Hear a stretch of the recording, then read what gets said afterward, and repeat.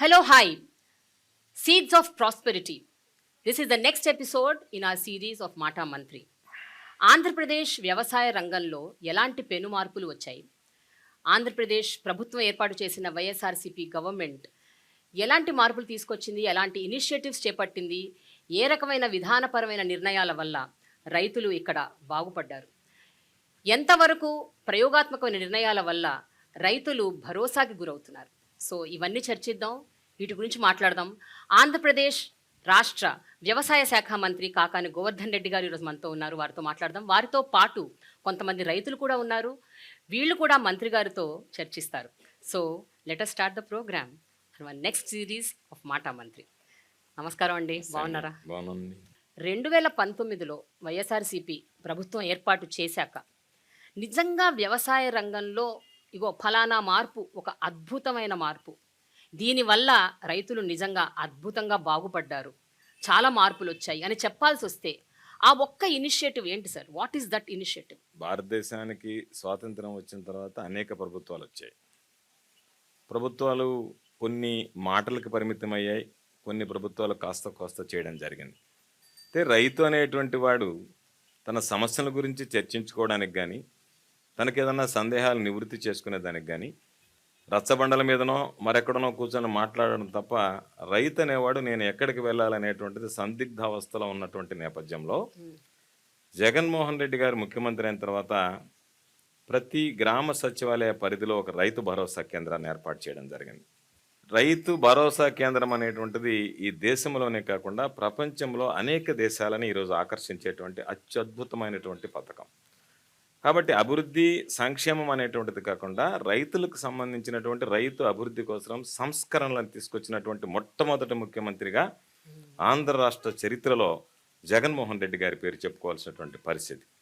ఈరోజు రైతు భరోసా కేంద్రాల ద్వారా రైతుల ఇంటి ముంగిటికే అనేక రకాలైనటువంటి సేవలు, టెస్టెడ్ లేబుల్డ్ సీడ్స్, ఫర్టిలైజర్స్. ఈరోజు రైతులు వెళ్ళి దుకాణాలకు వెళ్ళి, రైతుల్లో గతంలో ఏ విధంగా ఉండేదంటే రైతు ఎరువులు కొనుక్కోవాలి అంటే అనేక రకాలైనటువంటి నియమ నిబంధనలు ఉన్నాయి. వ్యాపారస్తుల దగ్గరికి వెళ్ళాలి, ట్రేడర్స్ దగ్గరికి వెళ్ళిన వెంటనే వాళ్ళు మా దగ్గర కాంప్లెక్స్ ఎరువులు కొనుక్కుంటేనే మేము యూరియా బస్తా ఇస్తామంటారు, లేదంటే యూరియా బస్తా అధిక ధరకు అమ్ముతారు. రైతులకు గత్యంతరం లేదు, వేరే మార్గం లేదు. ఈరోజు రైతు నేరుగా రైతు భరోసా కేంద్రానికి వెళ్ళి తనకి ఏమి సీడ్ కావాలనో ఆర్డర్ చేసుకుంటున్నాడు, తనకి ఏమి ఎరువు కావాలనో ఆర్డర్ చేసుకుంటున్నాడు, తనకు సంబంధించినటువంటి సందేహాలు ఉంటే అక్కడ నమోదు చేస్తున్నాడు. దానికి సంబంధించి ఆర్బీకే ఛానల్ ద్వారా ఈరోజు ఎప్పటికప్పుడు రైతులకు సంబంధించినటువంటి ఆ సందేహాలని నిష్ణాతులైనటువంటి శాస్త్రవేత్తల ద్వారా నివృత్తి చేస్తున్నాం. రైతు భరోసా మాసపత్రిక ఉంది. రైతులకు సంబంధించినటువంటి ప్రతి విషయంలో అండదండలు అందించడానికి ఒక గ్రామ పరిధిలో రైతు భరోసా కేంద్రం అనేటువంటిది బహుశా ఈరోజు మనం ఆచరిస్తున్నటువంటిది భవిష్యత్తులో ఈ దేశం కూడా అనుసరించేటువంటి పరిస్థితి ఉంటుంది. ఈ దేశాన్నే కాకుండా ప్రపంచ దేశాలను ఆకర్షించినటువంటి అద్భుతమైనటువంటి కార్యక్రమం మొట్టమొదటిగా మనం చెప్పుకోవాల్సినటువంటిది రైతు భరోసా కేంద్రాల స్థాపన అనేటువంటిది స్పష్టంగా ఈరోజు మనం మాట్లాడుకోవచ్చు. ఓకే, రైతు భరోసా కేంద్రాలు అసలు ఏర్పాటు చేయాలి అన్న ఒక థాట్ ఎలా వచ్చింది సార్? అంటే ఆ initiative is important, it is a need of the hour అని ఎందుకు అనిపించింది? అసలు రైతుల యొక్క సమస్యల్ని విభిన్నమైనటువంటి కోణాల్లో వాస్తవ దృక్పథంతో చూడగలిగాడు కాబట్టే జగన్మోహన్ రెడ్డి గారు రైతు అనేటువంటి వాడికి సమాధానం చెప్పడానికి ఒక కార్యాలయం లేదు, రైతులు వెళ్ళి సందేహాలు నివృత్తి చేసుకోవడానికి ఎక్కడికి వెళ్ళాలి. కాబట్టి దాదాపుగా మనం అనేక సందర్భాల్లో చెప్తాం, రైతు దేశానికి వెన్నెముక, రైతు 70% వరకు రైతులు ఉన్నారు, రైతు కూలీలు ఉన్నారు, రైతులు వ్యవసాయం మీద ఆధారపడి బ్రతుకుతున్నారని. అటువంటి వ్యక్తులకు సంబంధించి వాళ్ళకు ఉన్నటువంటి సమస్యల పరిష్కరణకి ఏదైనా ఒక కార్యాలయం ఉండాలని ఒక సచివాలయ వ్యవస్థ తీసుకురావడంలోనే ఆయన విద్య, వైద్యం, వ్యవసాయం ఈ మూడు కేంద్ర బిందువులుగా ఆయన ఏర్పాటు చేసుకుని ప్రజలకు సంబంధించినటువంటి దాంట్లో రైతాంగానికి సంబంధించి ఎక్కడ సమస్యలు ఉండకూడదు అనేటువంటితో ఈరోజు రైతు భరోసా కేంద్రాలకు వెళ్తే ఆశ్చర్యం, సాధారణంగా ఉండేటువంటి రైతు నేరుగా కియోస్కో దగ్గరికి వెళ్ళి ఎవరిని అడగాల్సినటువంటి అవసరం లేకుండా తనకు కావాల్సినటువంటి ఫర్టిలైజర్ బుక్ చేసుకుంటాడు, ఫోన్పే చేస్తాడు, వెళ్ళిపోతాడు. వారం రోజుల లోపలనే ఆ రైతుకు సంబంధించినటువంటి ఆ ఎరువులు కానీ ఏదైనా సరే రైతు భరోసా కేంద్రాలకు దిగుమతి చేసుకుని ఇంటి ముంగిటే వాళ్ళు బయటకు వెళ్లాల్సినటువంటి పనే లేకుండా, గ్రామం గడప దాటి వెళ్లాల్సినటువంటి అవసరమే లేకుండా ఈరోజు అన్ని రకాలైనటువంటి సేవలు రైతు భరోసా కేంద్రాల ద్వారా అందించడం అనేటువంటి ఒక అద్భుతమైనటువంటి పథకం. నిజంగా జగన్మోహన్ రెడ్డి గారిని ఒక్క మాటలో చెప్పాలంటే ఈ రాష్ట్రాన్ని పరిపాలించినటువంటి అంతమంది ముఖ్యమంత్రుల కన్నా కూడా జగన్మోహన్ రెడ్డి గారు రైతుల వాస్తవ దృక్పథంతో చూడగలిగాడని చెప్పడానికి రైతు భరోసా కేంద్రాలను ఏర్పాటు చేయడం, రైతు భరోసా కేంద్రాలు పనిచేయడం అనేటువంటిది ప్రధానంగా Yeah. ఈరోజు మనం మాట్లాడుకోవాల్సినటువంటి అంశం. సార్, ఈ శాఖ మంత్రిగా రైతుల నుండి మీరేం వింటున్నారు? వాళ్ళు మీతో ఏం చెప్తున్నారు? వాళ్ళకి ఎంత సంతృప్తికరంగా ఉంది? ఈ రాష్ట్రం మీద 10,778 రైతు భరోసా కేంద్రాలు ఉన్నాయి. అయితే రైతు భరోసా కేంద్రం అంటే వన్ స్టాప్ సొల్యూషన్. అంటే విత్తనం దగ్గర నుంచి విక్రయం వరకు రైతులకు సంబంధించి విత్తనం ఏదైతే ఉందో, నకిలీ విత్తనాలు కానీ మరొక దాని రైతు మోసపోకుండా టెస్టెడ్ అండ్ లేబుల్డ్ Yeah. మనం టెస్ట్ చేసి ప్రయోగశాలలో పరీక్షించి నిర్ధారించుకున్నటువంటి ఉత్పాదకాలనే ఈరోజు అక్కడికి మనం అందిస్తున్నాం. ఈరోజు ఎవరైతే రైతులు ఉన్నారో వాళ్ళని గుర్తించి వాళ్ళకి ఆర్థిక సహాయం అందించడం, వాళ్ళకి అవసరమైనటువంటి ఎరువులు అందించడం, పురుగు మందులు అందించడం, వాటితో పాటు రైతులు ధాన్యాన్ని పండించిన తర్వాత, రైతులు పంట వేసుకున్న తర్వాత పారదర్శకంగా ఏ రైతు ఏ పంట వేసుకున్నాడు అనేటువంటి దానికి ఈ క్రాప్ బుకింగ్ చేయడం.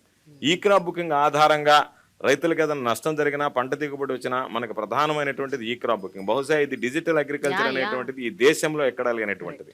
కాబట్టి ఈ క్రాప్ బుకింగ్ అయిపోయిన తర్వాత రైతు ఏ పంట వేశాడు, ఆ పంట ఏదైనా సరే ప్రకృతి వైపరీత్యాల వల్ల ఏదైనా నష్టం జరిగితే దానికి సంబంధించినటువంటి ఇన్పుట్ సబ్సిడీ ఇవ్వాలన్నా, వీటన్నిటిని అధిగమించి రైతు పంట దిగుబడి వచ్చిన తర్వాత రైతు దాన్ని విక్రయించాలన్నా సరే రైతు భరోసా కేంద్రాల ద్వారా, ఇంతకుముందు అయితే ప్యాడీ పర్చేజింగ్ సెంటర్స్ అని పెట్టేవాళ్ళు, అవి అక్కడక్కడ పెట్టి వదిలేసేవాళ్ళు. రైతులకు పాపం అక్కడికి వెళ్తే ట్రిప్ షీట్స్ జనరేట్ అయ్యేటువంటివి కాదు, తీసుకువెళ్ళలేక ఇబ్బందులు పడేవాళ్ళు. పేరుకు మాత్రం ఎమ్మెల్యేలు ఎంపీలు వెళ్ళి రిబ్బన్లు కత్తిరించి ఆర్భాటంగా ప్రకటించి వెళ్ళడం తప్ప అవి ప్రయోగాత్మకంగా పనిచేయలేదు. ఈరోజు రైతుకి ఏదైనా సమస్య వస్తే ఆ రోజు ఎవరి దగ్గరికి వెళ్ళి అడగాలనో తెలియనటువంటి పరిస్థితి. ఈరోజు నేరుగా రైతు భరోసా కేంద్రాల దగ్గరికి వెళ్ళి నా ధాన్యం నేను ఈరోజు విక్రయించాలి, ఏ విధంగా విక్రయించాలని చెప్పి ధైర్యంగా అడిగి వాళ్ళ ద్వారా ఆ ధైర్యాన్ని విక్రయించుకునేటువంటి ఆ మానసిక ధైర్యం రైతుకు ప్రసాదించినటువంటి ప్రభుత్వం. కాబట్టి తప్పనిసరిగా రైతు భరోసా కేంద్రాల్లో విత్తనం నుంచి విక్రయం వరకు అనేక రకాలైనటువంటి సేవలను ఈరోజు మనం అందజేస్తున్నాం. గ్లోబల్ వార్మింగ్, క్లైమేట్ చేంజ్, ఈ ప్రకృతి వైపరీత్యాలు, వాతావరణంలో పెను మార్పులు, అసలు వర్షాలు ఎప్పుడు పడతాయి ఎప్పుడు పడవు తెలియని ఒక పరిస్థితులు, ఈ మీ హయాంలోనే 2 సైక్లోన్లు వచ్చాయి. అంటే ఇలాంటి ఒక అనిశ్చితిగా ఉన్న పరిస్థితుల మధ్య ఈ నేపథ్యంలో మీరు రైతు భరోసా కేంద్రాలు పెట్టినప్పటికీ కూడా ఎంతవరకు అవి నిజంగా ఫలితాలను ఇస్తాయండి? అంటే when you don't know what is happening next minute. రైతులు మోస పద్ధతిలోనే ఉండకూడదు, రైతులకు సంబంధించి అన్ని విషయాల మీద అవగాహన కల్పించాలనేటువంటి లక్ష్యంతో ఈరోజు క్లైమేట్ స్మార్ట్ అగ్రికల్చర్, అదేవిధంగా క్లైమేట్ రెసిలియంట్ టెక్నాలజీస్ ఇది తీసుకొచ్చి దీని ద్వారా ఉన్నటువంటి వాతావరణ పరిస్థితులకి అనుగుణంగా తట్టుకుని నిలబడగలిగేటువంటి వంగడాలను తయారు చేస్తున్నాం. ఈరోజు ఆచార్య ఇంజనీరింగ్ అగ్రికల్చర్ యూనివర్సిటీ ద్వారా చీడపీడలకు కానీ ఏదైనా ప్రకృతి వైపరీత్యాలకు కానీ వీలైనంత వరకు తట్టుకుని నిలబడగలిగేటువంటి వాటిని తయారు చేస్తున్నాం. అదేవిధంగా వాళ్ళకి సంబంధించినటువంటి టెక్నాలజీ, భూసారం ఇవన్నిటి మీద కూడా దృష్టి పెడుతున్నాం. వీటన్నిటితో పాటు టెక్నాలజీ అందించి రైతులకి ఎక్కడన్నా ఏదన్నా ఇబ్బంది జరిగితే ముందు తీసుకోవాల్సినటువంటి జాగ్రత్తలు, రైతులకు సంబంధించి ఈ భూమిలో ఎటువంటి మనం పంటలు వేస్తే ఆ పంటలు అన్నిటికీ తట్టుకొని నిలబడగలుగుతాయి అనేటువంటిది. అంటే 2 ఒకసారి కరువు వర్షాభావ పరిస్థితులు రావచ్చు, వరదలు రావచ్చు. వర్షాభావ పరిస్థితులు వచ్చినా, వరదలు వచ్చినా భూమి సారవంతాన్ని బట్టి ఎటువంటివి తట్టుకోగలమనేటువంటి దాని మీద. అదేవిధంగా ఈరోజు మనం తీసుకొచ్చినటువంటి ఒక గొప్ప కాన్సెప్ట్, 1,00,000 మంది రైతులతో గ్రామ స్థాయి నుంచి రాష్ట్ర స్థాయి వరకు అగ్రికల్చరల్ అడ్వైజరీ కమిటీస్ని ఏర్పాటు చేశాం. దాని ద్వారా వాళ్ళ గ్రామాలకు సంబంధించి ఏమి పంటలు పండించుకోవచ్చు, ఏ విధంగా చేసుకోవచ్చు అనేటువంటి దాని మీద అవగాహన కల్పించాం. ఇది ఒక పార్ట్. సెకండ్ పార్ట్కి వచ్చేటప్పటికి మనం ఒకవేళ ఏదైనా ప్రకృతి వైపరీత్యాల వల్ల నష్టపోతే ఆ రైతులను ఆదుకోవాలనేటువంటి ఉద్దేశంతో ముఖ్యమంత్రి గారు వెంటనే రైతు భరోసా కేంద్రాలకు ఒకవేళ నారు మళ్ళు దెబ్బతింటే 80% సబ్సిడీతో విత్తనాలు సరఫరా చేస్తున్నాం. ఒకవేళ ఏదైనా రైతుల పంట నష్టపోతే ఏదైతే ఇన్పుట్ సబ్సిడీ ఉందో, గత ప్రభుత్వాల్లో చూస్తే వేలాది కోట్ల రూపాయలు బకాయిలు పెట్టారు రైతులకు సంబంధించి. బకాయిలు చెల్లించకుండానే ప్రభుత్వాలు దిగిపోయినటువంటి నేపథ్యం ఉంది.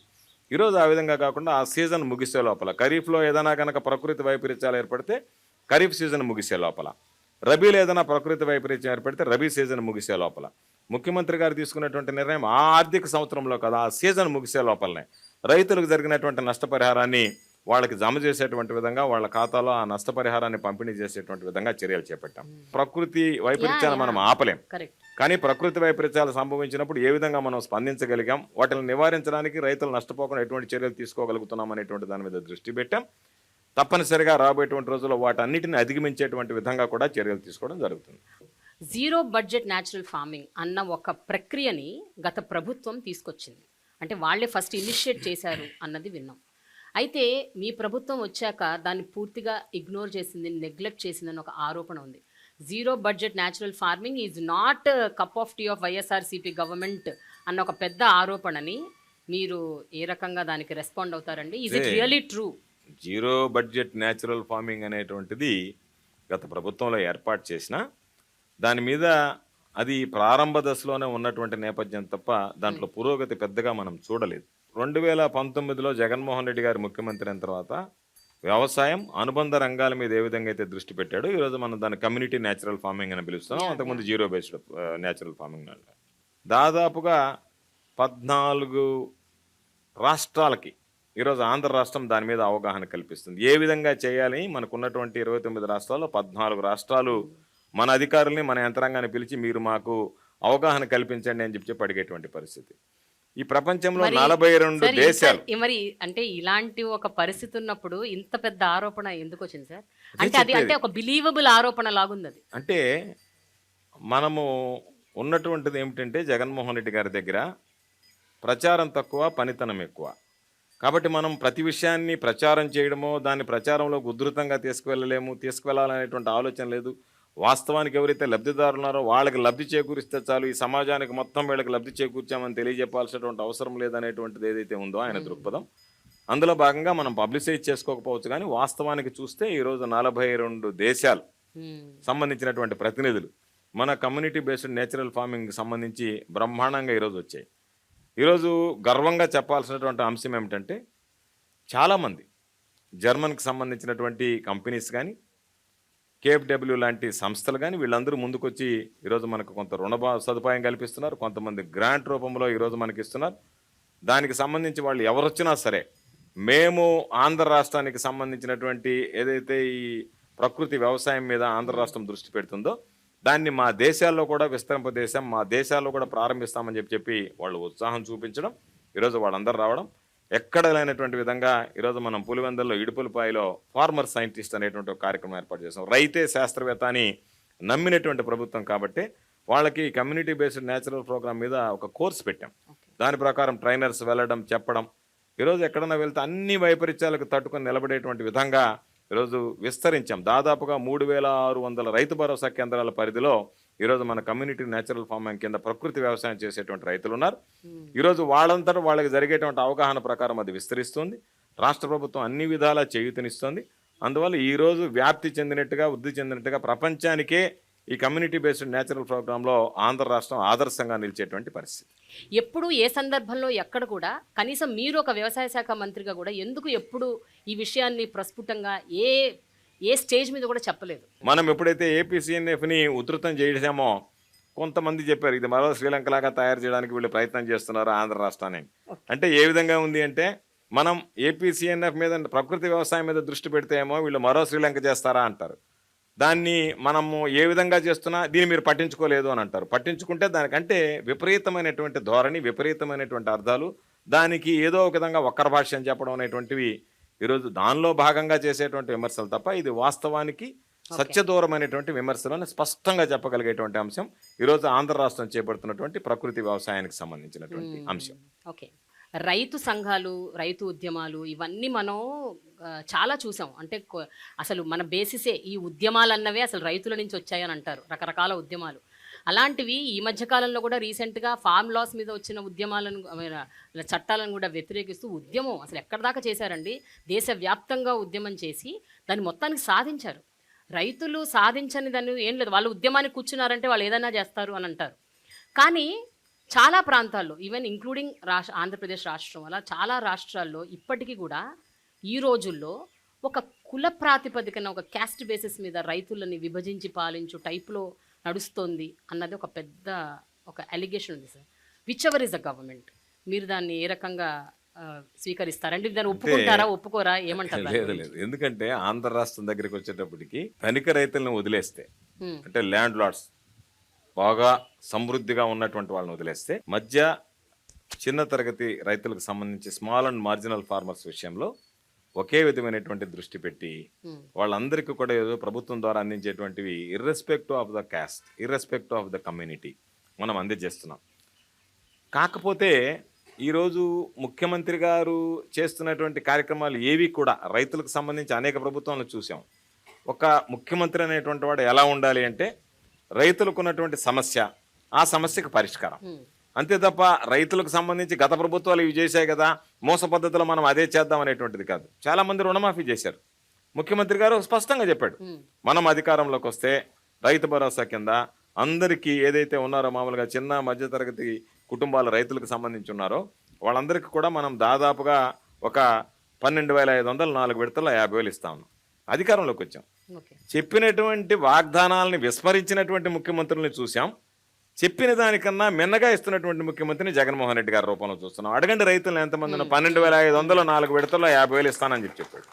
అధికారంలోకి వచ్చిన తర్వాత రుణమాఫీని నమ్మడం అంటే ఏదైతే సాధ్యమవుతుందో సాధ్యమయ్యేటువంటి మాట ఇవ్వాలి తప్ప సాధ్యం కానటువంటిది ఇచ్చి గత ప్రభుత్వం 87,000 కోట్ల రూపాయల రుణమాఫీ, దానికి సంబంధించి 24,000 కోట్ల రూపాయల వడ్డీ, అంటే 1,11,000 కోట్ల రూపాయలు. వాస్తవంగా ఉన్నటువంటి రుణం 87,000 కోట్లు, 24,000 కోట్లు, 1,11,000 కోట్లు. ముఖ్యమంత్రి జగన్మోహన్ రెడ్డి గారు చాలా మంది రైతులకు తెలిసి ఉంటుంది. 2014 ఎన్నికల్లో పదే చెప్పాడు, ఇది కుదరదు, ఇది జరగదు, ఇది కష్టసాధ్యము అని. రైతులు నమ్మి ఆ రోజు తెలుగుదేశం ప్రభుత్వానికి ఓట్లు వేశారు. వచ్చిన తర్వాత మనం చూసాం 1,11,000 కోట్లు అయితే లాస్ట్కి 5 విడతలు అన్నారు, స్కేల్ ఆఫ్ ఫైనాన్స్ అన్నారు, 30,000 అన్నారు, విడతల తర్వాత చేసేసి కుటుంబానికి ఒకరికన్నారు, రకరకాలైన చెప్పి ఆ హామీని అమలు చేయకుండానే దిగిపోయినటువంటి నేపథ్యం. ఈరోజు మనం చెప్పాం, ఇస్తామని చెప్పాం. దాదాపుగా ఈరోజు 34,000 కోట్ల రూపాయలు రైతులకు సంబంధించినటువంటి రైతు భరోసా కింద అందించడం జరిగింది. కాబట్టి ఈ ప్రభుత్వానికి అన్ని విధాల అన్ని స్థాయిల్లో ఒక స్పష్టత ఉండే రైతాంగాన్ని గురించి, వ్యవసాయాన్ని గురించి. అందుకనే అందరినీ సమానంగా సమగ్రంగా, ఎవరు వీళ్ళు ధనికుడు పేదాన్ని కాకుండా కులాలకు సంబంధం లేకుండా ఈరోజు అగ్ర కులాలకు సంబంధించినటువంటి వాళ్ళు కూడా స్మాల్ అండ్ మార్జినల్ ఫార్మర్స్ చాలా మంది ఉన్నారు. దాదాపుగా 60% మందికి ఎకరాకి తక్కువ భూములు ఉన్నటువంటి వాళ్ళు ఉన్నారు ఆంధ్ర రాష్ట్రంలో. అందరినీ సమాన దృష్టితో చూసాం కాబట్టే ఈరోజు 59,60,000 కుటుంబాలకి మనం వైఎస్ఆర్ రైతు భరోసా అందించగలిగాం. కాబట్టి ఇది ఒక మోడల్గా ఎవడైతే నీడి ఉందో, ఎవరికైతే మనం ఆర్థికంగా ఆదుకోవాల్సినటువంటి అవసరం ఉందో వాళ్ళని కులము మతం అనేటువంటిది లేకుండా అన్ని రకాలైనటువంటి కార్యక్రమాలు చేశాం. దాని ద్వారానే ఈరోజు రైతులు కూడా సంతృప్తిగా ఉండేటువంటి పరిస్థితి ఆంధ్ర రాష్ట్రంలో కనిపిస్తుంది. ప్రధానమైన ఆరోపణ అగైన్ ఏమిటి అంటే ఇంతమంది రైతులు ఉన్న ఈ రాష్ట్రంలో 70% మంది కౌలు రైతులు, కూలీ రైతులు ఉన్న ఈ రాష్ట్రంలో మీరు ఇచ్చే సంక్షేమ పథకాలు ఏవైతే ఉన్నాయో, ఇనిషియేటివ్స్ ఏవైతే తీసుకొచ్చారో, స్కీమ్స్ కానీ అవన్నీ కూడా ఈ బడా రైతులకి, యజమానుల రైతులకి వాళ్ళకే వెళ్తున్నాయి, వీళ్ళకి రావట్లేదు. మీరేమంటారు? అంటే వీళ్ళ ఈ మాటలన్నీ కూడా అర్ధరహితమైనటువంటివి. ఎందుకు వ్యాఖ్యలు అంటున్నానంటే, సాధారణంగా ఒక ఆలోచన ఉండేది ఈ ప్రభుత్వం ఏర్పడక ముందు, కౌలు రైతులకు సంబంధించి నేను కౌలు తీసుకున్నాను అన్నదానికి ఎవడో ఒకటి ధృవీకరించాలి. యజమానికి సంబంధం లేకుండా నువ్వు కౌలు తీసుకునేటువంటి అవకాశం లేదు, అది చెల్లదు. కాబట్టి ఆ యజమానులు మనం ఎవరికన్నా కౌలుకిస్తే దానికి సంబంధించినటువంటి ఆ భూమి మీద హక్కులు కోల్పోతామేమో అనేటువంటి భావం ఉండేది. దానికనే కౌలుదారుల చట్టం మనం 2019లో తీసుకొచ్చాం. ఒక ప్రత్యేకమైనటువంటి చట్టం తీసుకొచ్చాం. దాని ద్వారా భూ యజమాని కౌలుకిచ్చినా కూడా ఆయనకున్నటువంటి యాజమాన్య హక్కులు ఏమీ కూడా కోల్పోకుండా ఆ చట్టం నిర్దేశించింది. అందువల్ల ఎవరికైనా ఇవ్వచ్చు. కానీ చాలా మందిని మనం అవగాహన కల్పించాం. మొట్టమొదటి సంవత్సరం 2,70,000 మందికి మనం కౌలు రైతులకు ఇస్తే దాదాపుగా ఈరోజు రైతు భరోసా 5,90,000 మందికి ఇవ్వగలుగుతున్నాం. అంటే ఆ సంఖ్య పెరుగుతూ ఉంది, రైతుల్లో అవగాహన కలుగుతూ ఉంది. దాని ద్వారా ఇది ఒక ప్రయత్నం. అంతకుముందు అటువంటి ప్రయత్నాలు ఏమీ జరగలేదు. ఈరోజు CCRC కార్డ్స్ ఇస్తున్నాము అంటే ఆ చట్టాన్ని అనుసరించిస్తున్నాం. ఆ చట్టం వల్ల మాకేమి ఇబ్బంది లేదు అని చెప్పిన ఎవరైతే అవగాహన కలిగినటువంటి రైతులు ముందుకు వచ్చి ఇస్తున్నారో వాళ్ళని చూసి మరికొంతమంది ఈరోజు ఇచ్చేటువంటి అవకాశం ఏర్పడింది. దానివల్ల ఈరోజు కౌలుదారుల సంఖ్య క్రమేపీ ప్రతి సంవత్సరం పెరుగుతూ ఉంది. అంటే మనం తీసుకుంటున్నటువంటి నిర్ణయాలు సత్ఫలితాలను ఇస్తున్నాయని చెప్పి ఎవడో ఒకటి చెప్తాడు, ఏదో ఒకటి మాట్లాడాలి. కాబట్టి 15,000 కుటుంబాలు కౌలు కుటుంబాలు ఉన్నారు, వాళ్ళు ఉన్నారు, వీళ్ళు ఉన్నారు అని చెప్పి మాట్లాడతారు. ఇది ఏది చేసినా సరే ప్రజలకు సంబంధించి తీసుకున్నటువంటి నిర్ణయం అనేటువంటిది ప్రజలకు అకౌంటబిలిటీ ఉండాల్సినటువంటి అవసరం ఉంటుంది. ఈ అకౌంటబిలిటీ అంటే ఈ ట్రాన్స్పరెన్సీ ఎంతవరకు ఉంది సార్? అంటే ఇప్పుడు నేను ఇందాక మీకు చెప్పాను, వీళ్ళందరికీ మీరు ఏవైతే పథకాలు అందజేస్తున్నారో వాళ్ళందరికీ చేరుతున్నాయి అనటానికి ఒక ట్రాన్స్పరెన్సీ ఏమైనా ఉందా? ఒక అకౌంటబిలిటీ ఉందా? అసలు ప్రతి విషయంలో అకౌంటబిలిటీ స్టార్టింగ్ ఫ్రమ్ అదే నేను చెప్పింది, ఎప్పుడు లేనటువంటిది. పంట ఏమి వేసాము దానికి సంబంధించినటువంటి ఈ క్రాప్ బుకింగ్ జరిగిపోయింది. ఈ క్రాప్ బుకింగ్ జరిగిపోయింది అంటే వెంటనే వాళ్ళకి సంబంధించినటువంటి వాళ్ళకి ఎలిజిబిలిటీని బట్టి వాళ్ళకి రైతు భరోసా వేసేస్తున్నాం. ఆ వేసే క్రమంలో 13,500 ఏదైతే జగన్మోహన్ రెడ్డి గారు ఇస్తున్నారో, కొంత పిఎం కిసాన్ కింద ఒక 6,000 వస్తే, రైతు భరోసా కింద 7,500 భరిస్తే, ఈ కౌలు రైతులకు సంబంధించినటువంటి దాంట్లో పిఎం కిసాన్ కింద కేంద్ర ప్రభుత్వం రూపాయి కూడా ఇవ్వదు, అనుభవదారులకు రూపాయి కూడా ఇవ్వదు. అదేవిధంగా దేవాదాయ భూములు చేసుకునేటువంటి వాళ్ళకి రూపాయి కూడా ఇవ్వదు, అటవీ హక్కుల చట్టం ఉన్నటువంటి వాళ్ళకి రూపాయి కూడా ఇవ్వదు. ఈ అటవీ హక్కులకు సంబంధించి కానీ, దేవాదాయ భూములకు సంబంధించినటువంటి కానీ, అనుభవంలో ఉన్నటువంటి భూములను సాగు చేసుకుంటున్నటువంటి వాళ్ళకి కానీ, కౌలుదారులకు కానీ మొత్తం ఈ 13,500 రూపాయలు రాష్ట్ర ప్రభుత్వమే భరిస్తుంది. కాబట్టి ఇదేదో నెగటివ్ ప్రచారం ఒకటి రావాలి, ఈ రైతులకు సంబంధించి ఎక్కువ దృష్టి పెడుతున్నారు, రైతుల్లో వీళ్ళ మైలేజ్ పెరుగుతుంది, గ్రాఫ్ పెరుగుతుంది, జగన్మోహన్ రెడ్డి గారి పట్ల ప్రేమాభిమానం ఉండకూడదు, వాళ్ళు ఏదో ఒక విధంగా రైతులకు సంబంధించి మీకు ఇది మంచి జరగలేదనేటువంటి ఒక మైండ్ సెట్లోకి వాళ్ళని తీసుకెళ్ళి వాళ్ళని ఈ ప్రభుత్వంకి వ్యతిరేకంగా మరలించాలనేటువంటి ప్రయత్నం, అది సాధ్యమయ్యేటువంటి పనే కాదనేటువంటిది ఈ సందర్భంగా నేను తెలియజేస్తాను. రైతు అనగానే మనకి కొన్ని దశాబ్దాలుగా ఒక ఇమేజ్ ఉంది సార్ మన కళ్ళ ముందు. ఒక చిరిగిపోయిన బట్టలు వేసుకొని, బక్క చిక్కిపోయి, తిండి సరిగ్గా లేక, ఈ రకమైన ఇమేజ్ బయట అలాగే ఉంది, సినిమాల్లో కూడా అలాగే చూపిస్తారు. ప్రతి చోట రైతు అనగానే దిస్ ఇస్ ద ఇమేజ్. అంటే వాళ్ళు ఎప్పటికీ పేదరికంలోంచి బయటికి రారా అన్న ఒక క్వశ్చన్ మార్క్. రెండోది, కేవలం రైతు అనగానే ఒక మగ రైతులే ఉన్నారా? ఆడవాళ్ళు కూడా ఈ మధ్య చాలామంది రైతులుగా వస్తున్నారు, ఎంతో అద్భుతంగా వాళ్ళు వ్యవసాయం చేస్తున్నారు. కానీ ఎక్కడ కూడా ఆ గుర్తింపు లేదు. ఆంధ్రప్రదేశ్ ప్రభుత్వం ఈ విషయంలో ఎలాంటి చర్యలు తీసుకుంది అంటే ఏం చెప్తారు మీరు? అయితే రైతు అనేటువంటి వాడు లాభ నష్టాలు అనేటువంటివి బేరీజు వేసుకోకుండా, నష్టపోయినా సరే మనం ఖాళీగా ఉండకూడదు, నష్టం వస్తుందన్నా సరే ఖాళీగా ఉండకూడదు, ఈ సమాజానికి పట్టెడు అన్నం పెట్టాలని తాపత్రయపడేటువంటి వాడు రైతు. రైతు అనేటువంటి వాడు లేకపోతే 3 పూట్ల మన నోట్లోకి వేళ్ళు వెళ్ళవు. అటువంటి పవిత్రమైనటువంటి వృత్తిని చేసేటువంటి రైతు పట్ల అంకిత భావంతో ప్రభుత్వాలు పనిచేయాలనేటువంటి దాని మీద దృష్టి పెట్టాం. కాబట్టి ఈ రైతుకు సంబంధించి అన్ని రకాలైనటువంటి చర్యలు తీసుకుంటున్నాం. రైతు జీవన శైలిలో కూడా సాధారణ పౌరుడి శైలిలో ఏ విధంగా మార్పులు వస్తున్నాయి, అదేవిధంగా ఈరోజు మార్పులు తీసుకురావడం జరిగింది. మహిళా రైతుల దగ్గరకు వస్తే, ఈరోజు రైతులకి ఏ విధంగా అయితే మనం అన్ని కార్యక్రమాలు నెరవేరుస్తున్నామో, మహిళా రైతుల విషయంలో కూడా మహిళా రైతులకేమి వివక్షత చూపించడం లేదు, మహిళా రైతులు కూడా అన్ని అందిస్తున్నాం. దీనికి తోడుగా ఏదైనా సరే రైతు కుటుంబం నిద్రలేస్తే మహిళ పురుషుడు ఇద్దరు కలిసి వెళ్ళి వ్యవసాయం చేసుకుంటాడు. అందుకనే ఈ ప్రభుత్వం ఏర్పడిన తర్వాత ప్రత్యేకించి రైతులకు సంబంధించినటువంటి ప్రభుత్వ భూములు ఏదన్నా అసైన్మెంట్ పట్టాలు ఇవ్వాలి అంటే ఎవ్వరు కూడా మహిళా రైతుల పేరిట ఇస్తున్నాం తప్ప మగవారి పేరిట ఇవ్వడం లేదు. కాబట్టి ఒక విధంగా మహిళలకి గతంలో కన్నా ఈరోజు ప్రాధాన్యతని ఎక్కువ ఇచ్చాం అనేటువంటిది ధైర్యంగా చెప్పగలిగినటువంటి ప్రభుత్వం మన ప్రభుత్వం. రైతుల ఆర్థిక పరిస్థితి, వాళ్ళ స్థితిగతులు ఎప్పుడు మెరుగుపడతాయండి? రైతుల యొక్క ఆర్థిక పరిస్థితి అనేటువంటిది అనేక మల్టిపుల్ ఫ్యాక్టర్స్, అనేక రకాలైనటువంటి, మనం ముందు మాట్లాడుకున్నట్టుగా తనకున్నటువంటి భూమి యొక్క సారవంతం, తనకున్నటువంటి నీటి లభ్యత, తనకు వచ్చేటువంటి నీరు, తాను పండించేటువంటి పంట, ఆ పంటకు సంబంధించినటువంటి గిట్టుబాటు ధర, ఆ మార్కెటింగ్లో ఆ పంటకు సంబంధించి. కాబట్టి ఈ అన్ని ఫ్యాక్టర్స్ ఉన్నటువంటి పరిస్థితుల్లో రైతులకు సంబంధించి గిట్టుబాటు ధర మనం ముందే మాట్లాడుకున్నట్టుగా గిట్టుబాటు ధర కల్పించాలనేటువంటి ఆలోచనతో కేంద్ర ప్రభుత్వం గిట్టుబాటు ధర ఈరోజు చెప్తుంది. అనేక పంటలకి, ఈరోజు మిర్చికి కానీ, పసుపుకి కానీ, వీటన్నిటికీ కేంద్ర ప్రభుత్వం నోటిఫై చేయనటువంటి పంటలకి, 6 పంటలకి, ఉద్యానవన పంటలకి ఈరోజు జగన్మోహన్ రెడ్డి గారు రైతులకు సంబంధించినటువంటి గిట్టుబాటు ధర కల్పించాం. మార్కెట్ ద్వారా కొనుగోలు చేస్తున్నాం, సివిల్ సప్లైస్ కార్పొరేషన్ ద్వారా కొనుగోలు చేస్తున్నాం. ఈరోజు ఎవరైనా సరే ఈ ధాన్యానికి సంబంధించి కానీ, పంటకు సంబంధించి కానీ రేటు పడిపోతుంది అంటే వెంటనే మార్కెట్ జోక్యం చేసుకుంటున్నాం. రైతుల దగ్గర నుంచి అన్ని పంటలు, ఏ పంట అయితే ఉందో ఆ పంటలు కొనుగోలు చేస్తున్నాం, నష్టాన్ని భరిస్తున్నాం. అన్నిటిని భరించే రోజు రైతులకు అండగా నిలుస్తున్నాం. 3,000 కోట్ల రూపాయల ధరల స్థిరీకరణ నిధి ఏర్పాటు చేశాం. దాని ద్వారా 3,000 కోట్ల రూపాయలు కాదు కదా, ముఖ్యమంత్రి గారు చెప్పేది 6,000 కోట్ల రూపాయలైనా సరే రైతులకు సంబంధించినటువంటి ధాన్యం కొనుగోలులో మీరు వెనకాడకండి అని చెప్పడం జరిగింది. ఈ ఫలితాలన్నిటి వల్ల రైతుల యొక్క జీవన ప్రమాణాలు కానీ, వాళ్ళకు వచ్చేటువంటి లాభాలు కానీ మెరుగుపడుతున్నాయి.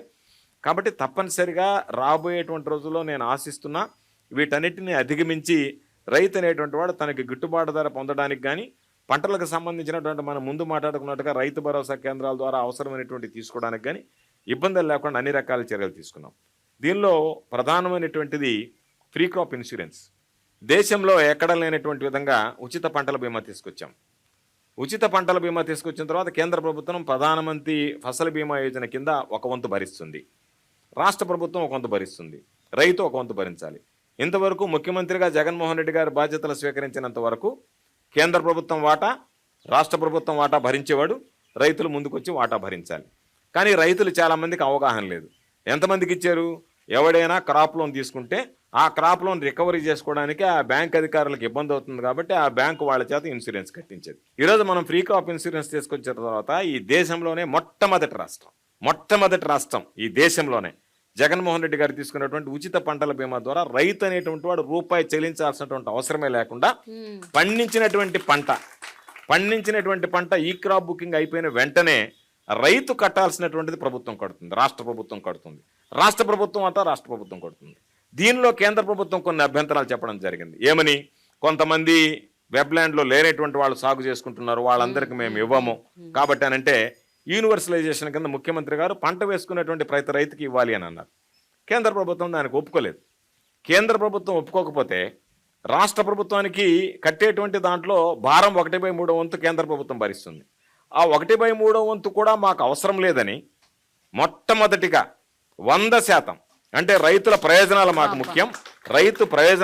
ముఖ్యమని రైతులకు కట్టాల్సినటువంటి వంతు, రాష్ట్ర ప్రభుత్వం కట్టాల్సినటువంటి రాష్ట్ర ప్రభుత్వ భాగస్వామ్యం, కేంద్ర ప్రభుత్వం కట్టాల్సినటువంటి కేంద్ర ప్రభుత్వ భాగస్వామ్యం, ఈ 3 నేనే భరిస్తా. రైతులకు యూనివర్సలైజేషన్ కింద మీరు ఇచ్చేటువంటి కవరేజ్ సరిపోవటం లేదు, దానివల్ల రైతులు నష్టపోతున్నారని 100% ఈరోజు భరించాడు. భరించిన తర్వాత ఆంధ్ర రాష్ట్ర విధానాన్ని చూసి ఈ దేశంలో అనేక రాష్ట్రాలు ఆంధ్ర రాష్ట్ర ప్రభుత్వం జగన్మోహన్ రెడ్డి గారు తీసుకున్నటువంటి నిర్ణయం రైతులకు ఉపయోగకరంగా ఉంది కాబట్టి మేము కూడా ప్రధానమంత్రి ఫసల్ బీమా యోజన నుంచి వెళ్లాల్సినటువంటి పరిస్థితి ఏర్పడుతుంది. రైతుల నుంచి ఒత్తిడి వస్తుంది. అందరూ నిద్రలేస్తే మెమోరాండం తీసుకొచ్చి ఆంధ్ర రాష్ట్రంలో అది ఈరోజు ఆచరిస్తున్నప్పుడు మీరెందుకు ఆచరించలేకపోతున్నారు, మీరు ఆ విధంగా ఎందుకు పనిచేయలేకపోతున్నారు అని అన్న తర్వాత కేంద్ర ప్రభుత్వం కబురు పంపించింది. మేము మీ యూనివర్సలైజేషన్ ప్రకారం మీరు ఏదైతే కోరుకుంటున్నారో దానికి మేము సిద్ధంగా ఉన్నామని ముఖ్యమంత్రి గారితో నరేంద్ర సింగ్ తోమర్ గారు ఆ రోజు వ్యవసాయ శాఖ మంత్రిగా ఆయన చర్చలు జరిపి దానికి సంబంధించి మొత్తం ఈ దేశంలోనే రాష్ట్ర ముఖ్యమంత్రి గారు తీసుకున్నటువంటి నిర్ణయం దేశవ్యాప్తిగా మేము ఇంప్లిమెంట్ చేస్తామని కేంద్ర ప్రభుత్వం ఒప్పుకున్న తర్వాత మనం కోరినటువంటి విధంగా ప్రధానమంత్రి ఫసల్ బీమా యోజనలో మార్పులు చేర్పులు చేపట్టిన తర్వాత ఈరోజు దేశంలో ఉండేటువంటి ప్రతి రైతుకి జగన్మోహన్ రెడ్డి గారి రూపంలో ఈరోజు ఇన్సూరెన్స్కి సంబంధించినటువంటి భద్రత చేకూరింది. ఎన్నో కార్పొరేట్ సంస్థలు, ఎన్నో మ్యానుఫ్యాక్చరర్స్, గొప్ప పెద్ద సంస్థలు పెట్టుకున్న వాళ్ళు వాళ్ళ ప్రోడక్ట్స్ని అమ్ముకోవడానికి ఒక అమెజాన్ లాంటి ప్లాట్ఫామ్, రకరకాల ప్లాట్ఫామ్స్ని ఆసరా చేసుకొని వాళ్ళ ప్రోడక్ట్స్కి వాళ్ళే ధర నిర్ణయిస్తున్నారు. ఎందుకండి దశాబ్దాలుగా రైతుల ప్రోడక్ట్స్ మాత్రం వాళ్ళకి గిట్టుబాటు ధర ప్రభుత్వాలే ఎందుకు ఇవ్వాలి? వాళ్ళ ధర వాళ్ళు ఎందుకు నిర్ణయించకూడదు? వాళ్ళకి ఎంత ధర కావాలి, ఈ క్రాప్కి ఇంత ధర, ఇది మేము నిర్ణయించే ధర అని వాళ్ళు ఎందుకు చెప్పలేని పరిస్థితుల్లో ఉన్నారు? వాళ్ళకి ఇలాంటి ప్లాట్ఫామ్స్ ఎందుకు ఏ ప్రభుత్వం కల్పించలేకపోతుంది? రైతులకు సంబంధించి గిట్టుబాటు ధర అనేటువంటిది ప్రభుత్వ బాధ్యత ఏమిటంటే మినిమం కనీస మద్దతు ధర. గిట్టుబాటు ధర అంటే రైతు నష్టపోకుండా, రైతుకి ఏదైనా నష్టం జరిగేటప్పుడు కనీస మద్దతు ధర. దాని మీద రైతు ఎంత పండించుకున్నటువంటి పంటకి ఎంత డిమాండ్ చేసినా దానికి సంబంధించినటువంటి ఏమి ఎక్కడ ఆంక్షలు లేవు. అయితే ఇక్కడ ఉన్నటువంటిది ఏమిటంటే చిన్న సన్నకారు రైతులు అయ్యారు. పాపం వీళ్ళు ఒక ఎకరాలో పండించుకున్నటువంటి పంటని మార్కెటింగ్ చేసుకోవాలంటే సౌలభ్యం కష్టం. దానికే మార్కెట్ కమిటీలు తీసుకొచ్చాం. ప్రతి నియోజకవర్గానికి ఒక మార్కెట్ కమిటీ పెట్టాం. ఏ విధంగా అయితే అమెజాన్ లాంటివి మార్కెట్ చేయగలుగుతున్నాయి, ఆ విధంగా ఈ ప్లాట్ఫామ్ అని చెప్పి ఇనాం పేరుతో మనం ఈ సర్వీసెస్ ప్రొవైడ్ చేస్తున్నాం వాళ్ళకి. వీటన్నిటితో పాటు ఈ ప్రపంచంలో గ్లోబలైజేషన్ కానీ గ్లోబల్ మార్కెట్తో వాళ్ళు కాంపిటేట్ చేయడానికి కానీ వాళ్ళకు ఉన్నటువంటి ప్రోడక్ట్స్ చిన్న రైతుల దగ్గర కొనడానికి ఫార్మర్ ప్రొడ్యూస్ ఆర్గనైజేషన్స్ని తీసుకొచ్చాం. ఆ ఎఫ్పిఓస్ని స్ట్రెంగ్తన్ చేస్తున్నాం. ఈ దేశంలో సంఘబంధాలను ఏ విధంగా అయితే మనం ఈరోజు తీసుకొచ్చామో ఆ స్థాయికి ఎఫ్పిఓస్ని కనుక మనం బలోపేతం చేయగలిగితే వాళ్ళు నేరుగా రైతుల దగ్గర ఉన్నటువంటి ప్రోడక్ట్ని మంచి రేటు కొనడం, వాళ్ళు నిలువ ఉంచుకోవడం, ఆ నిలువ ఉంచుకున్నటువంటి ప్రోడక్ట్ని అమ్ముకోవడం. కాబట్టి జగన్మోహన్ రెడ్డి గారు కేవలం వ్యవసాయానికి సంబంధించింది ఇచ్చేసామని చేతులు దులుపుకోవడం లేదు. మల్టీపర్పస్ ఫెసిలిటీ సెంటర్స్ పెట్టాం. గ్రామానికి సంబంధించి రైతు భరోసా కేంద్రానికి అనుసంధానంగా గోడౌన్లు నిర్మిస్తున్నాం. రైతులకి గిట్టుబాటు ధర లేకపోతే గోడౌన్లో వాళ్ళు నిలువ ఉంచుకునేటువంటి సౌకర్యం కల్పించాం. దానితో పాటు రైతులకు సంబంధించి వాళ్ళు అమ్ముకునే దాని మీద బ్యాంక్ లోన్ ఇచ్చేటువంటి అవకాశం కల్పించాం. వాళ్ళు ఇచ్చినటువంటి దాన్ని ఏదైతే పంటలు నిలువ ఉంచుకునేటువంటి దాని మీద. వీటన్నిటితో పాటు ఈరోజు ఎక్కడైనా ఏదన్నా ఇబ్బంది జరిగితే మనం రేట్లు పెరిగేటప్పుడు 2 రకాలైనటువంటి చర్యలు ఈ ప్రభుత్వం తీసుకుంటుంది. ఒకటి, ధరలు రైతుకి నష్టం జరగకూడదు, రైతుకు లాభం కలగాలి, కానీ మరలా వినియోగదారుడి మీద భారం పడకూడదు అనేటువంటిది ప్రధానమైనటువంటిది. మీరు ఉదాహరణకు చూస్తే చాలా ఉదాహరణలోనే ఒక ఉదాహరణ చెప్తాను. లాస్ట్ సీజన్లో మనం టమాటా చూసాం. టమాటా 148 రూపాయల వరకు వెళ్ళింది. అవును, ఇప్పుడు 20. రూపాయలకు వెళ్ళినటువంటి టమోటా 148 వెళ్ళేటప్పుడు వినియోగదారుడి మీద భారం పడుతుంది. వినియోగదారుడు టమాటా కావాలంటే కష్టపడతాడు. ప్రభుత్వం యొక్క బాధ్యత ఏంది? అవును, మీరు రైతుకు తక్కువ ఉన్నప్పుడు తక్కువ ఇచ్చారు, ఎక్కువ ఇచ్చినప్పుడు ఎక్కువ ఇచ్చాను, తప్పుకోవచ్చు. కానీ ఆ రోజు ప్రభుత్వం జోక్యం చేసుకుని వినియోగదారుడి మీద భారం పడ్డప్పుడు 148 రూపాయలకు కొని 50 రూపాయలకు మనం రైతు బజార్లో విక్రయించాం. ఆ నష్టాన్ని ప్రభుత్వం బుక్ చేసింది. నేను మదనపల్లిలో ఉన్నటువంటి టమాటా మార్కెట్ ఆసియాలోనే అతిపెద్ద మార్కెట్. దానికి వెళ్ళాను నేను. అక్కడ ఉన్నటువంటి వ్యాపారస్తులు, రైతులు అందరూ వస్తారు, అక్కడికి వేలాది మంది రైతులు వస్తారు. వాళ్ళతో మాట్లాడాం. వాళ్ళు చెప్పినటువంటి మాట, ఇంతవరకు అనేక ప్రభుత్వాలు వచ్చాయి, టమాటా రేటు 50 దాటింది అంటే అందరు అధికారులు వచ్చేస్తారు, ప్రజాప్రతినిధులు వస్తారు, మా మీద ఒత్తిడి తెస్తారు. లేదు, మీరు ఇంతకు మించి అమ్మాలనేటువంటి మాట అంటారు. అమ్మకూడదు మీరు ఇంతకు మించి అని చెప్పి మా మీద బలవంతం చేస్తారు, ఒత్తిడి తెస్తారు. సార్, నష్టం వచ్చినప్పుడు నష్టపోతున్నాం, లాభం వచ్చినప్పుడు అమ్ముకుంటామంటే లేదు, కుదరదు, మీరు ఇంతకే అమ్మాలి అని చెప్పి చివరికి మా తోటల దగ్గర కూడా ఆంక్షలు విధించినటువంటి సందర్భాలు ఉన్నాయి. మొట్టమొదటిసారిగా జగన్మోహన్ రెడ్డి గారు ముఖ్యమంత్రిగా మాకు ఎంత రేటు వస్తే మార్కెట్లో ఆ రేటుకు కొని నష్టాన్ని భరించి వినియోగదారుడికి ఇచ్చినటువంటి ప్రభుత్వం ఏదన్నా ఉందంటే అది జగన్మోహన్ రెడ్డి గారి ప్రభుత్వం అని స్పష్టంగా మదనపల్లికి వెళ్ళినప్పుడు ఆ మార్కెట్లో ఉన్నటువంటి రైతులు చెప్పడం జరిగింది. కాబట్టి అదే మరలా రైతుకు సంబంధించినటువంటి దాంట్లో 10 రూపాయల కన్నా తగ్గుతుందనగానే వెంటనే మార్కెట్లో కొన్ని రైతు బజార్ల ద్వారా వినియోగదారులకు అమ్మడం. అంటే రేటు పడిపోయినప్పుడు రైతులకు అండగా నిలవడం, రేటు ఎక్కువగా ఉన్నప్పుడు వినియోగదారుడికి బాసటగా నిలవడం అనేటువంటిది 2 రకాలైనటువంటి ప్రయత్నాలు. అంటే రాష్ట్ర ప్రజల మీద ఈ రేట్లో వచ్చేటువంటి వ్యత్యాసాలు ఆ ప్రభావం చూపించకూడదు అనేటువంటి తీసుకున్నటువంటి నిర్ణయాలు. కాబట్టి దానిలో భాగంగా ఈరోజు ఆ నిర్ణయం తీసుకోవడం జరిగింది. తప్పనిసరిగా మనం తీసుకున్నటువంటి నిర్ణయాలు రైతులకు ఏ విధంగా మార్కెటింగ్ సౌకర్యం ఇంప్రూవ్ చేయాలనేటువంటి ఇదే మెయిన్ సార్. ఈ మార్కెటింగ్ సౌకర్యం దగ్గరే వాళ్ళు చాలా అంటే నష్టపోతున్నారు, కుదేలైపోతున్నారు. ఎన్నో పంటలు కేవలం ఇంకా ప్రభుత్వ మినిమం ప్రైస్ మీద ఆధారపడాల్సి వచ్చిన పరిస్థితి వచ్చినప్పుడల్లా రైతులు చాలా నష్టపోతున్నారు. అందుకనే ఎఫ్పిఓస్కి బ్యాంక్స్ లోన్స్ ఇస్తున్నాయి, ప్రభుత్వం అండగా నిలుస్తుంది. నా అధీనంలో ఉన్నటువంటి కోఆపరేటివ్ సెంట్రల్ బ్యాంక్స్ ఉన్నాయి, మా ప్రభుత్వంలోనే ఉన్నాయి, మా ప్రభుత్వ రంగ సంస్థ. విరివిగా వాళ్ళకి లోన్స్ ఇస్తున్నాం, వాళ్ళని ఎంకరేజ్ చేస్తున్నాం. వాళ్ళు చిన్న సన్నకారు రైతులు పండించినటువంటి కొనుగోలు చేస్తున్నారు. వాళ్ళకు కొంతమంది వాల్యూ అడిషన్కి వెళ్తున్నారు, కొంతమంది నేరుగా రా ప్రోడక్ట్స్ అమ్ముకుంటున్నారు. వాళ్ళు ఈరోజు దాదాపుగా మార్కెట్లో మా దగ్గర ఇంత ఉంది, మీకు కావాలంటే మా దగ్గర తీసుకోండి అని చెప్పి వ్యాపారుల్ని శాసించేటువంటి పరిస్థితి ఏర్పడుతుంది. ఎన్సీఆర్బి రిపోర్ట్ ఒకటి ఉందండి. ఆ రిపోర్ట్ ప్రకారం 2018-22 మధ్య 4564 మంది రైతులు ఆత్మహత్యలు చేసుకున్నారు ఆంధ్రప్రదేశ్లో. మీరు ఏమంటారు సార్? అంటే 3వ స్థానంలో ఉంది ఆంధ్రప్రదేశ్ అంటే నేషనల్ వైడ్. ఇప్పుడు అది ఒక సర్వే చేసి ఇచ్చినటువంటి రిపోర్ట్. వాళ్ళు వాస్తవం ఏమిటంటే మన దగ్గర ఉన్నటువంటి లెక్కల ప్రకారం 1200 మంది ఆత్మహత్య చేసుకున్నట్టుగా రైతులు ఉంటారు. పెట్టుబడి పెట్టి వ్యాపారం చేసేటువంటి వాళ్ళు, అంటే వ్యవసాయం చేసేటువంటి వాళ్ళు. రైతు కూలీలు ఉంటారు. వీళ్ళు రైతు కూలీలు అనేటువంటి వాళ్ళకి వ్యవసాయం మీద వచ్చేటువంటి నష్టంతో వాళ్ళు ఏమీ ఆత్మహత్యలు చేసుకునేటువంటి అవకాశం ఉండదు. ఎందుకంటే వాళ్ళకి రావాల్సింది కూలీ, ఆ కూలీ ఏర్పాటైపోతుంది. వాళ్ళు రైతులకు సంబంధించి దాదాపుగా 70% మంది వ్యవసాయం మీదనే ఆధారపడతారు. వ్యవసాయం చేసుకునేటువంటి రైతులు, రైతు కూలీలు. వీళ్ళ దీంట్లో సర్వేలో తేలింది ఏంటంటే ఆయన వృత్తి ఏంటి అంటే రైతు కూలీ. రైతు కూలీ అనేటువంటి దాన్ని కూడా ఆత్మహత్యల కింద వాళ్ళు నమోదు చేసుకోవడం జరిగింది. దానివల్ల ఆ సంఖ్య పెరిగింది. సాధారణంగా మనకి సమాజంలో జరిగేటువంటి ఆత్మహత్యల్లో రైతు అనేటువంటి వాడు కూడా ఒకడనేటువంటిది మరిచి రైతు కానీ రైతు కూలీ కానీ ఆత్మహత్య చేసుకున్నటువంటి వెంటనే వ్యవసాయ విధానాల వల్ల రైతు ఆత్మహత్య చేసుకున్నాడు అనేటువంటిది ఒకటి ప్రేరేపణ మొదలైంది. ఎందుకు జరుగుతాయి, ఎందుకు జరగాల్సినటువంటి అవసరం ఉంది? రైతు భరోసా ఇచ్చిన దానికి రైతు ఆత్మహత్య చేసుకుంటాడా? ఉచిత పంటల బీమా ఇచ్చిన దానికి రైతు ఆత్మహత్య చేసుకుంటాడా? అదే సీజన్లో ఇన్పుట్ సబ్సిడీ ఇచ్చిన దానికి రైతు ఆత్మహత్య చేసుకుంటాడా? ఆర్బీకేలకు తీసుకొచ్చిన దానికి రైతు ఆత్మహత్య చేసుకుంటాడా?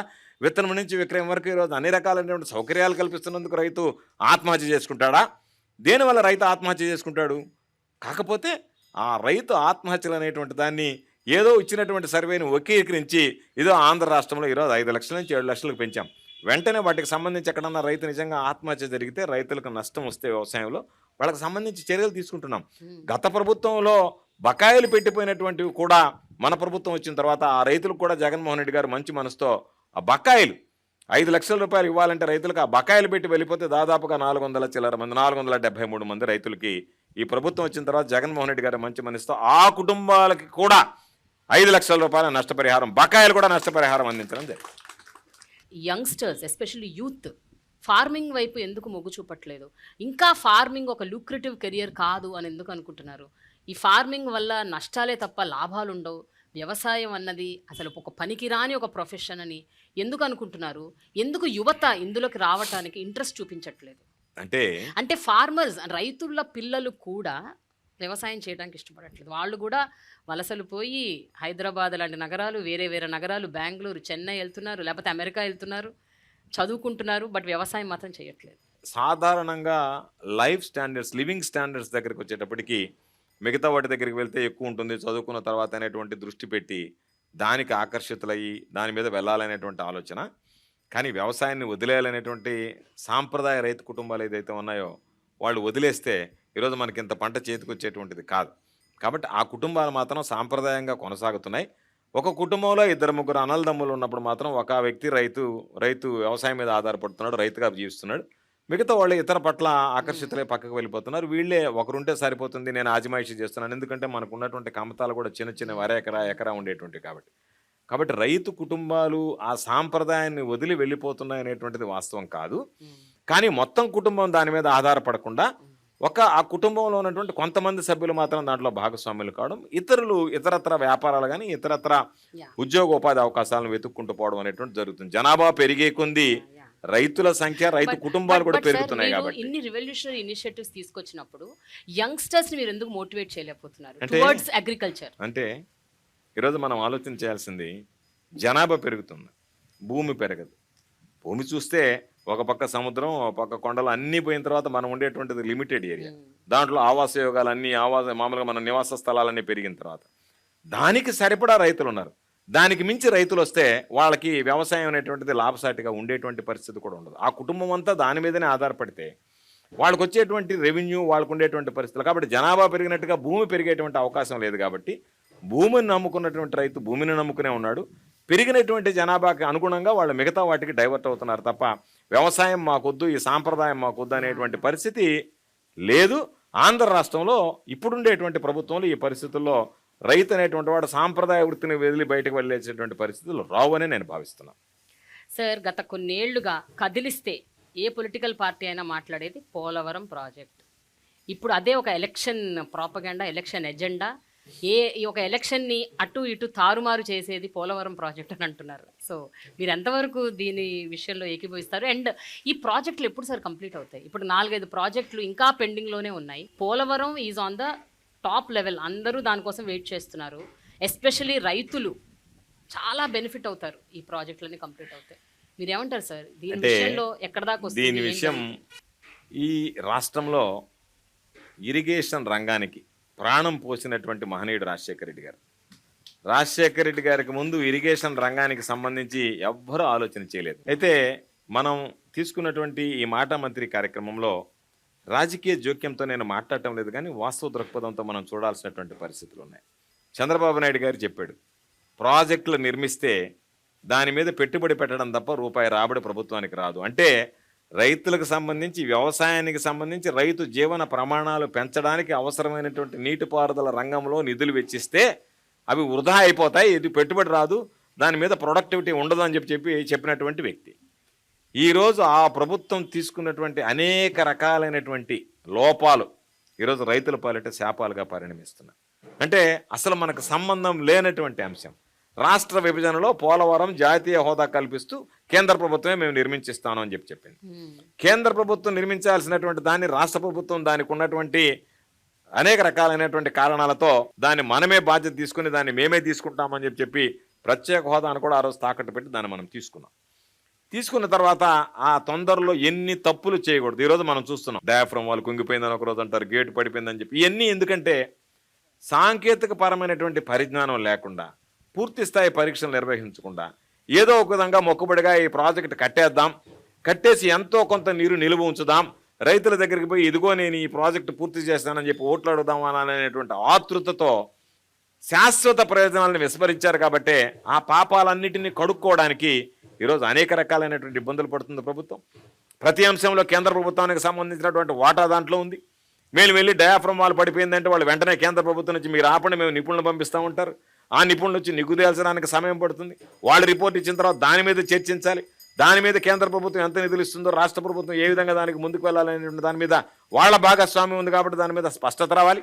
కాబట్టి ఎక్కడైతే కేంద్ర ప్రభుత్వ భాగస్వామ్యం ఉందో పోలవరం జాప్యమైంది. కానీ ఈరోజు మిగతా ప్రాజెక్టులు ఏదైతే ఉన్నాయి, సంగం బ్యారేజ్, నెల్లూరు బ్యారేజ్, నెల్లూరు జిల్లాకు సంబంధించి చిరకాల కోరిక, దాన్ని ప్రారంభిస్తే తెలుగుదేశం ప్రభుత్వంలో ఉండేటువంటి నాయకులు చంద్రబాబు నాయుడుతో సహా మాట్లాడతారు, నేను 70% చేశా, 80% చేశాను.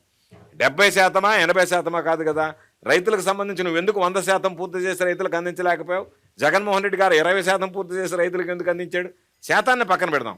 రైతులకి ఈ ప్రాజెక్టులు నిర్మించాలి, దీనివల్ల రైతాంగానికి లబ్ధి కలగాలనేటువంటి ఆలోచన మీకు లేదు కాబట్టి, రైతుల పట్ల చిత్తశుద్ధి లేదు కాబట్టి మీరు ఆ రోజు నిర్మాణాలను అర్ధాంతరంగా ఆపివేశారు. మీ ప్రాధాన్యతలు వేరు. ఈ ప్రభుత్వానికి రైతు వ్యవసాయం అనేటువంటిది ప్రాధాన్యత అంశం కాబట్టే ఈరోజు వాటన్నిటిని పూర్తి చేశాం. ఏదైతే మన పరిధిలో ఉన్నాయో రాష్ట్ర ప్రభుత్వ పరిధిలో వాటిని ఒక్కొక్కటిగా పూర్తి చేశాడు జగన్మోహన్ రెడ్డి గారు. కరోనా కష్టకాలంలో దాదాపుగా 2 సంవత్సరాలు లేబర్ కూడా దొరకనటువంటి పరిస్థితి, ఏ పని చేయలేనటువంటి దుస్థితి. అయినా కూడా సుదీర్ఘకాలంగా అపరిష్కృతంగా ఉన్నటువంటి సంగం, నెల్లూరు బ్యారేజ్ లాంటివన్నీ పూర్తి చేశాం. ఆ కోవలోనే ఈరోజు ఎన్నో లిఫ్ట్ ఇరిగేషన్లు ఆయన తీసుకురావడం జరిగింది. ఇప్పుడు మీరు అన్నట్టు ఎన్నో ప్రాజెక్టులు పూర్తి చేస్తూ వస్తున్నారు. ఇంకా కొన్ని మిగిలిపోయినాయి, వంశధార ప్రాజెక్టు, తోటపల్లి ప్రాజెక్టు, ఇవన్నీ అన్ని అంటే ఇవన్నీ ఎప్పుడవుతాయి అన్నది మీరు చెప్తున్నారు వస్తాయని. పోలవరం సంగతి ఒక క్లారిటీ ఇవ్వండి సార్. అంటే ఈ రాష్ట్ర ప్రభుత్వాలు ఎవరొచ్చినా చేస్తారా, ఇది కేంద్ర ప్రభుత్వమే చెయ్యాలా, ఏంటి, వాట్ ఈస్ దాని మీద ఒక స్పష్టత ఉంది. ప్రభుత్వం ఈరోజు దగ్గర ఎన్నికలకు దగ్గరకు వచ్చాం. ఈ ఎన్నికలు అయిపోయిన వెంటనే మరలా ఈరోజు ఈ రాష్ట్రంలో జగన్మోహన్ రెడ్డి గారే ముఖ్యమంత్రి అవుతాడు, దాంట్లో ఏమీ సందేహం లేదు. చాలామంది అనుకుంటున్నారు. అందుకే నేను అనేక సందర్భాలు చెప్తాను, ఎక్కడికన్నా వెళ్ళినప్పుడు కూడా, మీరు ఏమీ ఈ మీడియాలో వచ్చేటువంటి వాటి కథనాలను నమ్మకండి. సూర్యుడు తూర్పున ఉదయిస్తాడు, పడమట అస్తమిస్తాడు అనేటువంటిది ఎంత వాస్తవమో 2024లో తిరిగి వైఎస్ఆర్ కాంగ్రెస్ పార్టీ ప్రభుత్వం జగన్మోహన్ రెడ్డి గారు ముఖ్యమంత్రి కావడం ఖాయమని చెప్పి. కాబట్టి మా ప్రాధాన్యత అంశం ఈ ప్రభుత్వానికి, ముఖ్యమంత్రి గారికి పోలవరం అనేటువంటిది జీవనాడి అనేటువంటిది మాటలకు పరిమితం కాకుండా చేతలకు పరిమితమైనటువంటి వాళ్ళం, చేతల్లో చేసి చూపించాలనుకునేటువంటి వాళ్ళం. తప్పనిసరిగా ఈ ప్రభుత్వం మరలా ఏర్పడిన వెంటనే ప్రత్యేకమైనటువంటి దృష్టి పెట్టి పోలవరం ప్రాజెక్టుని పూర్తి చేయాలనేటువంటి ఆ ఆలోచన, ఆ ఆశ ముఖ్యమంత్రి గారిలో, ఆతృత, తపన ముఖ్యమంత్రి గారిలో ఉన్నాయి.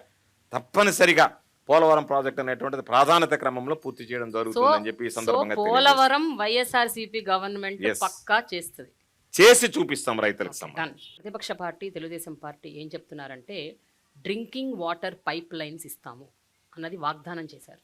అండ్ ఎట్టి పరిస్థితుల్లో నెరవేరుస్తామన్నారు. చాలా ప్రాంతాల్లో, అంటే నీటి ఎద్దడి ఉన్న ప్రాంతాల్లో, నీరు లేని ప్రాంతాల్లో కూడా మేము ఇది తీసుకొస్తామని అంటున్నారు. సో మీరు చెప్పండి సార్, సాధ్యాసాధ్యాలు ఏంటని మీరు అనుకుంటున్నారు? ఇది కొత్త ప్రాజెక్ట్ ఏం కాదు. ఇది చంద్రబాబు నాయుడు అనేక సందర్భాల్లో మా ప్రాంతంలో కూడా 2 రిజర్వాయర్లు ఉన్నాయి, కండలే రిజర్వాయర్, సోమశిల రిజర్వాయర్. చంద్రబాబు నాయుడు గత ప్రభుత్వం ఉన్నప్పుడు కూడా కొంత భాగాన్ని సోమశిల రిజర్వాయర్ కింద, కొంత భాగాన్ని కండలే రిజర్వాయర్ కింద మేము విభజించేశాం. అక్కడి నుంచి నీరు తీసుకొచ్చి పైప్ లైన్లు వేసిస్తామన్నారు. ఎన్నికలకి కరెక్ట్గా కోడ్ వస్తుందంటే 10 రోజుల ముందు ఆ రోజు సోమిరెడ్డి వ్యవసాయ శాఖ మంత్రిగా ఉన్నాడు, నా పోర్టుపోలియోలో ఉన్నాడు, నా మీదనే పోటీ చేశాడు, ఓడిపోయాడు. ఆయన శాసనమండలి సభ్యుడే మంత్రి అయ్యాడు. ఆయన కరెక్ట్గా ఎన్నికలకు ముందు 1,400 కోట్ల రూపాయలతో ఓ ప్రాజెక్టుకి శంకుస్థాపన చేశారు. ఎక్కడికక్కడ 100 కోట్లు 1000 కోట్లు ఇచ్చిపోవడం తప్ప ఆ పనులు ప్రారంభమే కాలేదు. కాబట్టి నువ్వు చెప్పినటువంటి మాట 5 సంవత్సరాలు పనిచేసి ఇవ్వలేకపోయినటువంటి వాడివి ఈరోజు ఈ ప్రభుత్వం దానికి కట్టుబడి జలజీవన్ మిషన్ కింద రాష్ట్ర ప్రభుత్వ వాటాతో నిధులు తీసుకొచ్చి ఎంత మేర అవకాశం ఉందో ఈరోజు అంత మేర ఈరోజు రాష్ట్ర వ్యాప్తంగా ఒక్కొక్క నియోజకవర్గానికి దాదాపుగా 100 కోట్ల రూపాయలతో పాడుబడి శిథిలావస్థకు చేరుకున్నటువంటి ఓవర్ హెడ్ ట్యాంక్స్ దగ్గర నుంచి, కొత్త పైప్ లైన్ నిర్మాణం దగ్గర నుంచి అన్నీ తీసుకొచ్చాం. భూగర్భ జలాలు లేనటువంటి దగ్గర, డ్రింకింగ్ వాటర్ లేనటువంటి దగ్గర ముఖ్యమంత్రి గారు దాని మీద కూడా దృష్టి పెట్టాడు. తప్పనిసరిగా సాగునీటికి ఎంత ప్రాధాన్యత ఇస్తామో దానికన్నా మనిషికి అత్యంత అవసరమైనటువంటి తాగునీటికి ప్రాధాన్యత ఇస్తాం. కాకపోతే వీళ్ళలాగా అరచేతిలో వైకుంఠం చూపించి వెళ్ళిపోవడం కాకుండా అవాస్తవాలని ఏ విధంగా మనం చూడగలమనేటువంటిది చూసిన తర్వాత ప్రతి ఒక్కరికి నీళ్ళు ఇవ్వాలనేటువంటి ఆలోచనతో ఈరోజు కార్యరూపంలోకి తీసుకొచ్చాం, మాటలకు పరిమితం కాకుండా. ఈరోజు గ్రామాలకు వెళ్ళి చూడమనండి, పైప్ లైన్ల నిర్మాణం, ప్రతి ఇంటికి కుళాయి అనేటువంటి దాదాపుగా మెజారిటీ గ్రామాల్లో పూర్తి చేస్తున్నాం. కాబట్టి 2000 బహుశా నేను అనుకోవడం 2025 కల్లా 75% ఆఫ్ ద విలేజెస్లో ఈ ప్రతి ఇంటికి కుళాయి పథకం పూర్తి అయిపోతుంది.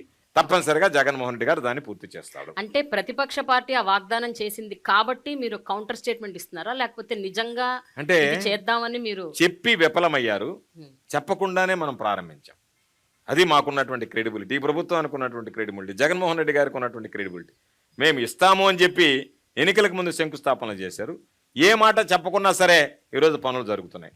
సార్, కొన్ని రాజకీయాలకు సంబంధించిన ప్రశ్నలు, అలాగే ఇప్పుడు ఎలక్షన్స్ దగ్గర పడుతున్నాయి కాబట్టి వాటికి సంబంధించిన ప్రశ్నలు అడిగే ముందు ఇక్కడ కొంతమంది రైతులు ఉన్నారు, వీళ్ళు మీతో మాట్లాడదాం అనుకుంటున్నారు. లక్ష్మీ నరసయ్య. వత్సవాయి మండలం భీమవరం గ్రామం నుంచి వచ్చానండి. మిర్చి రైతునండి నేను. నాకు గత సంవత్సరంలో 4 ఎకరాలు మిర్చి వేస్తే బ్లాక్ ట్రిప్స్ వచ్చి మిర్చి మొత్తం డ్యామేజ్ అయింది సార్. జగన్మోహన్ రెడ్డి గారు ఇన్సూరెన్స్ చేయటం వల్ల నేను మళ్ళీ వ్యవసాయం చేసి మీ దగ్గరికి రాగలిగాను సార్. Thank you sir. ఎంత నష్టపోయారు? నాకు 2 లక్షలు ఇన్సూరెన్స్ వచ్చింది. ఓకే. ఎప్పుడు కూడా ఏ ప్రభుత్వం ఏనంట దాదాపుగా 2,987 కోట్లు ఒక్క సంవత్సరంలో ఇచ్చినటువంటి ఇన్సూరెన్స్ మొత్తం 2,987 కోట్లు. ఏ ప్రభుత్వం ఒక్క సంవత్సరం కాదు, 4 సంవత్సరాలు 5 సంవత్సరాల కార్బన్ మిత్రులు కూడా ఇవ్వనంత. అది కేంద్ర ప్రభుత్వ భాగస్వామ్యం లేకుండా మొత్తం రాష్ట్ర ప్రభుత్వం భరించి ఇచ్చినటువంటి మిర్చి పైరు పుట్టిన తర్వాత ఫస్ట్ సారి ఇన్సూరెన్స్ ఇచ్చి ఏకైక వ్యక్తి జగన్మోహన్ రెడ్డి గారు అండి. ఎస్. ఓకే. బొమ్మారెడ్డి. మాది కృష్ణా జిల్లా కంకిపాడు మండలం చలేంద్రపాలెం గ్రామం. పంట చాలాసార్లు తుఫాన్లు వచ్చి చాలా నష్టాలు వచ్చినాయి. కానీ జగన్మోహన్ రెడ్డి గారు వచ్చిన తర్వాత ₹1,00,000 పొసుకి వేస్తే రైతులు ఇదేంటి ₹1,00,000 మా పేరు పడతాం ఏంటి బ్యాంకులో అని ఆశ్చర్యపోయారు. మాగాటికి ₹6,000 వేశారు చిన్నగా గాలి వచ్చి పడిపోతే. ఇదేంటి ₹6,000 మా అకౌంట్లో పండియి, ఇది జగన్మోహన్ రెడ్డి గారు వేశారా, అసలు ఏంటి ఇదంతా, అసలు ఏంటి జగన్మోహన్ రెడ్డి గారు ₹1,00,000 ఎత్తు ఏంటి పొసుకు, అసలు అరటికి పడిపోతే ₹10,000 వేశారు. ఇక జగన్మోహన్ రెడ్డి గారు ప్రభుత్వం వచ్చిన తర్వాత రైతాంగం అంతా చాలా హాయిగా ఉన్నారు. వ్యవసాయం ఇంకా చదువుకున్న వాళ్ళు కూడా వచ్చి వ్యవసాయం చేయాలని మంచి కోరికగా ఉన్నారు. నిజం. మా ఊర్లో జర్మనీ వెళ్ళి విద్యాసాగర్ రెడ్డి అనే అక్కడ జర్మనీలో ఎంఎస్ చేసి వచ్చి ఇక్కడ వ్యవసాయం చేస్తున్నాడు మా ఊళ్ళో. చాలామంది మా ఊళ్ళో చదువుకున్న వాళ్ళంతా హైదరాబాదు అట్టా ఇట్టా ఉద్యోగాలు చేసి వచ్చిన వాళ్ళంతా వ్యవసాయానికి ఇలా వ్యవసాయం చేస్తున్నారు. సొంత భూములు కౌలు తీసుకుని కూడా వ్యవసాయం చేస్తున్నారు. ₹1 కూడా మీరు కట్టాల్సినటువంటి పని లేకుండా ఉచిత పంటల బీమా కింద వచ్చినటువంటి. అవును. అందుకనే మీకు తెలియకుండా అకౌంట్ లో పడింది కాబట్టి మాకు తెలియదు. రూపాయి కూడా కట్టలేదు కాబట్టి ఆశ్చర్యంగా ఉంటుంది. మా చేను కాడికి వచ్చి పంట ఎప్పుడు నమోదు చేశారో మాకే తెలియదు, మా అకౌంట్ ఎప్పుడు తీసుకున్నారో మాకే తెలియదు. ఇంత పంట నష్టపోయింది కాబట్టి నీకు 4 ఎకరాల భూమి ఉంది, ₹4,00,000 పండి, ₹5,00,000 పండి, ₹1,00,000 పడ్డాయి, ₹50,000 పడ్డాయి. కౌలు రైతుకు కూడా ₹50,000 పడ్డాయి, ₹1,00,000 పడ్డాయి. చాలా ఆశ్చర్యకరమైన విషయం. అసలు ఎప్పుడు ఏ ముఖ్యమంత్రి వ్యవసాయం పుట్టిన తర్వాత అసలు ఎప్పుడు ఏ ముఖ్యమంత్రి ₹1,00,000 వేస్తామనే అసమమైన విషయం. 2వ సంవత్సరం మళ్ళీ పంట నష్టం వచ్చింది, మళ్ళీ ₹75,000 వేశారు మళ్ళీ 2వ సంవత్సరం. మినుముకి మళ్ళీ వాన కురిచి పోయిన సంవత్సరం వచ్చి ఎకరానికి ₹3,000 వేశారు. మళ్ళీ చాలా సంతోషంగా ఉంది. రైతు భరోసా కేంద్రాలు బాగా పనిచేస్తున్నాయా? బాగా పనిచేస్తున్నాయండి. బాగా మీకు ఉపయోగపడుతున్నాయా? బాగా ఉపయోగపడుతున్నాయి. మొన్న మా ధాన్యం తడిచిపోతే నన్ను చెప్పారు, రైతు భరోసా కేంద్రంగా చెప్పాను, వాళ్ళే వచ్చి స్వయంగా మా ధాన్యం వాళ్ళే తీసుకెళ్లారు, ముఠా కూడా వాళ్ళే పంపించారు. మేము రైస్ మిల్ కాడికి వెళ్ళాల్సిన పని లేదు. ఇదో రైస్ మిల్ కాడికి వెళ్ళిన తర్వాత బేరాలు అడిగేవాళ్ళు, 400కి ఇస్తావా, ₹1,000 ఇస్తావా, 1,100కి ఇస్తావా అని.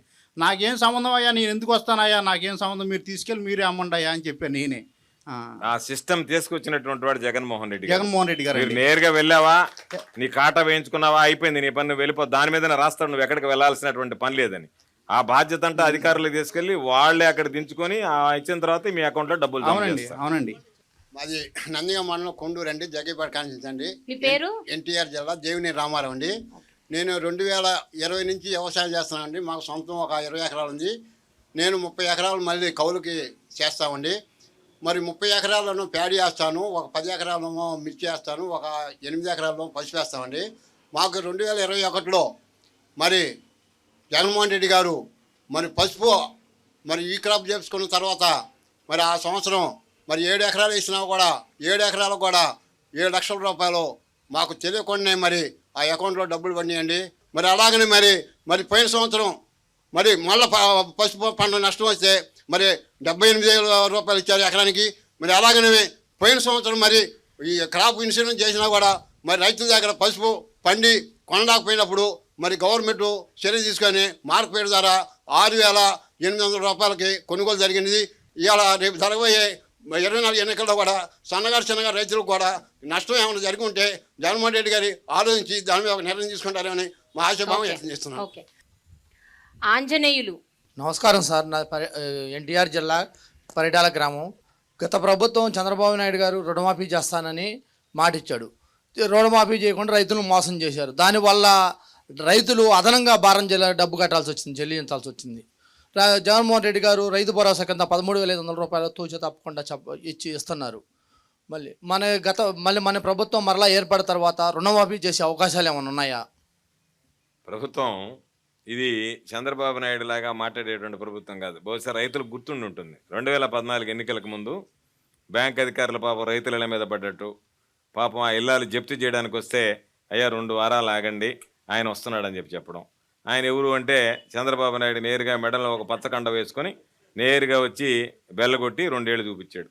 2 ఏళ్ళు చూపించి రైతులకు 3 నామాలు పెట్టి వెళ్ళిపోయాడు. కాబట్టి ఈ ప్రభుత్వం ఒక విశ్వాసం విలువలతో కూడుకున్నటువంటి ప్రభుత్వం. కాబట్టి మేనిఫెస్టో తయారు చేస్తున్నారు. ముఖ్యమంత్రి గారు సాధ్యాసాధ్యాలు పరిశీలించి, ఎందుకంటే మన క్రెడిబిలిటీ ఏమిటి అంటే 2019 ఎన్నికల్లో ఇచ్చినటువంటి వాగ్దానాల్లో 99%, బహుశా దేశ చరిత్రలోనే 99% హామీలు అమలు చేశాం.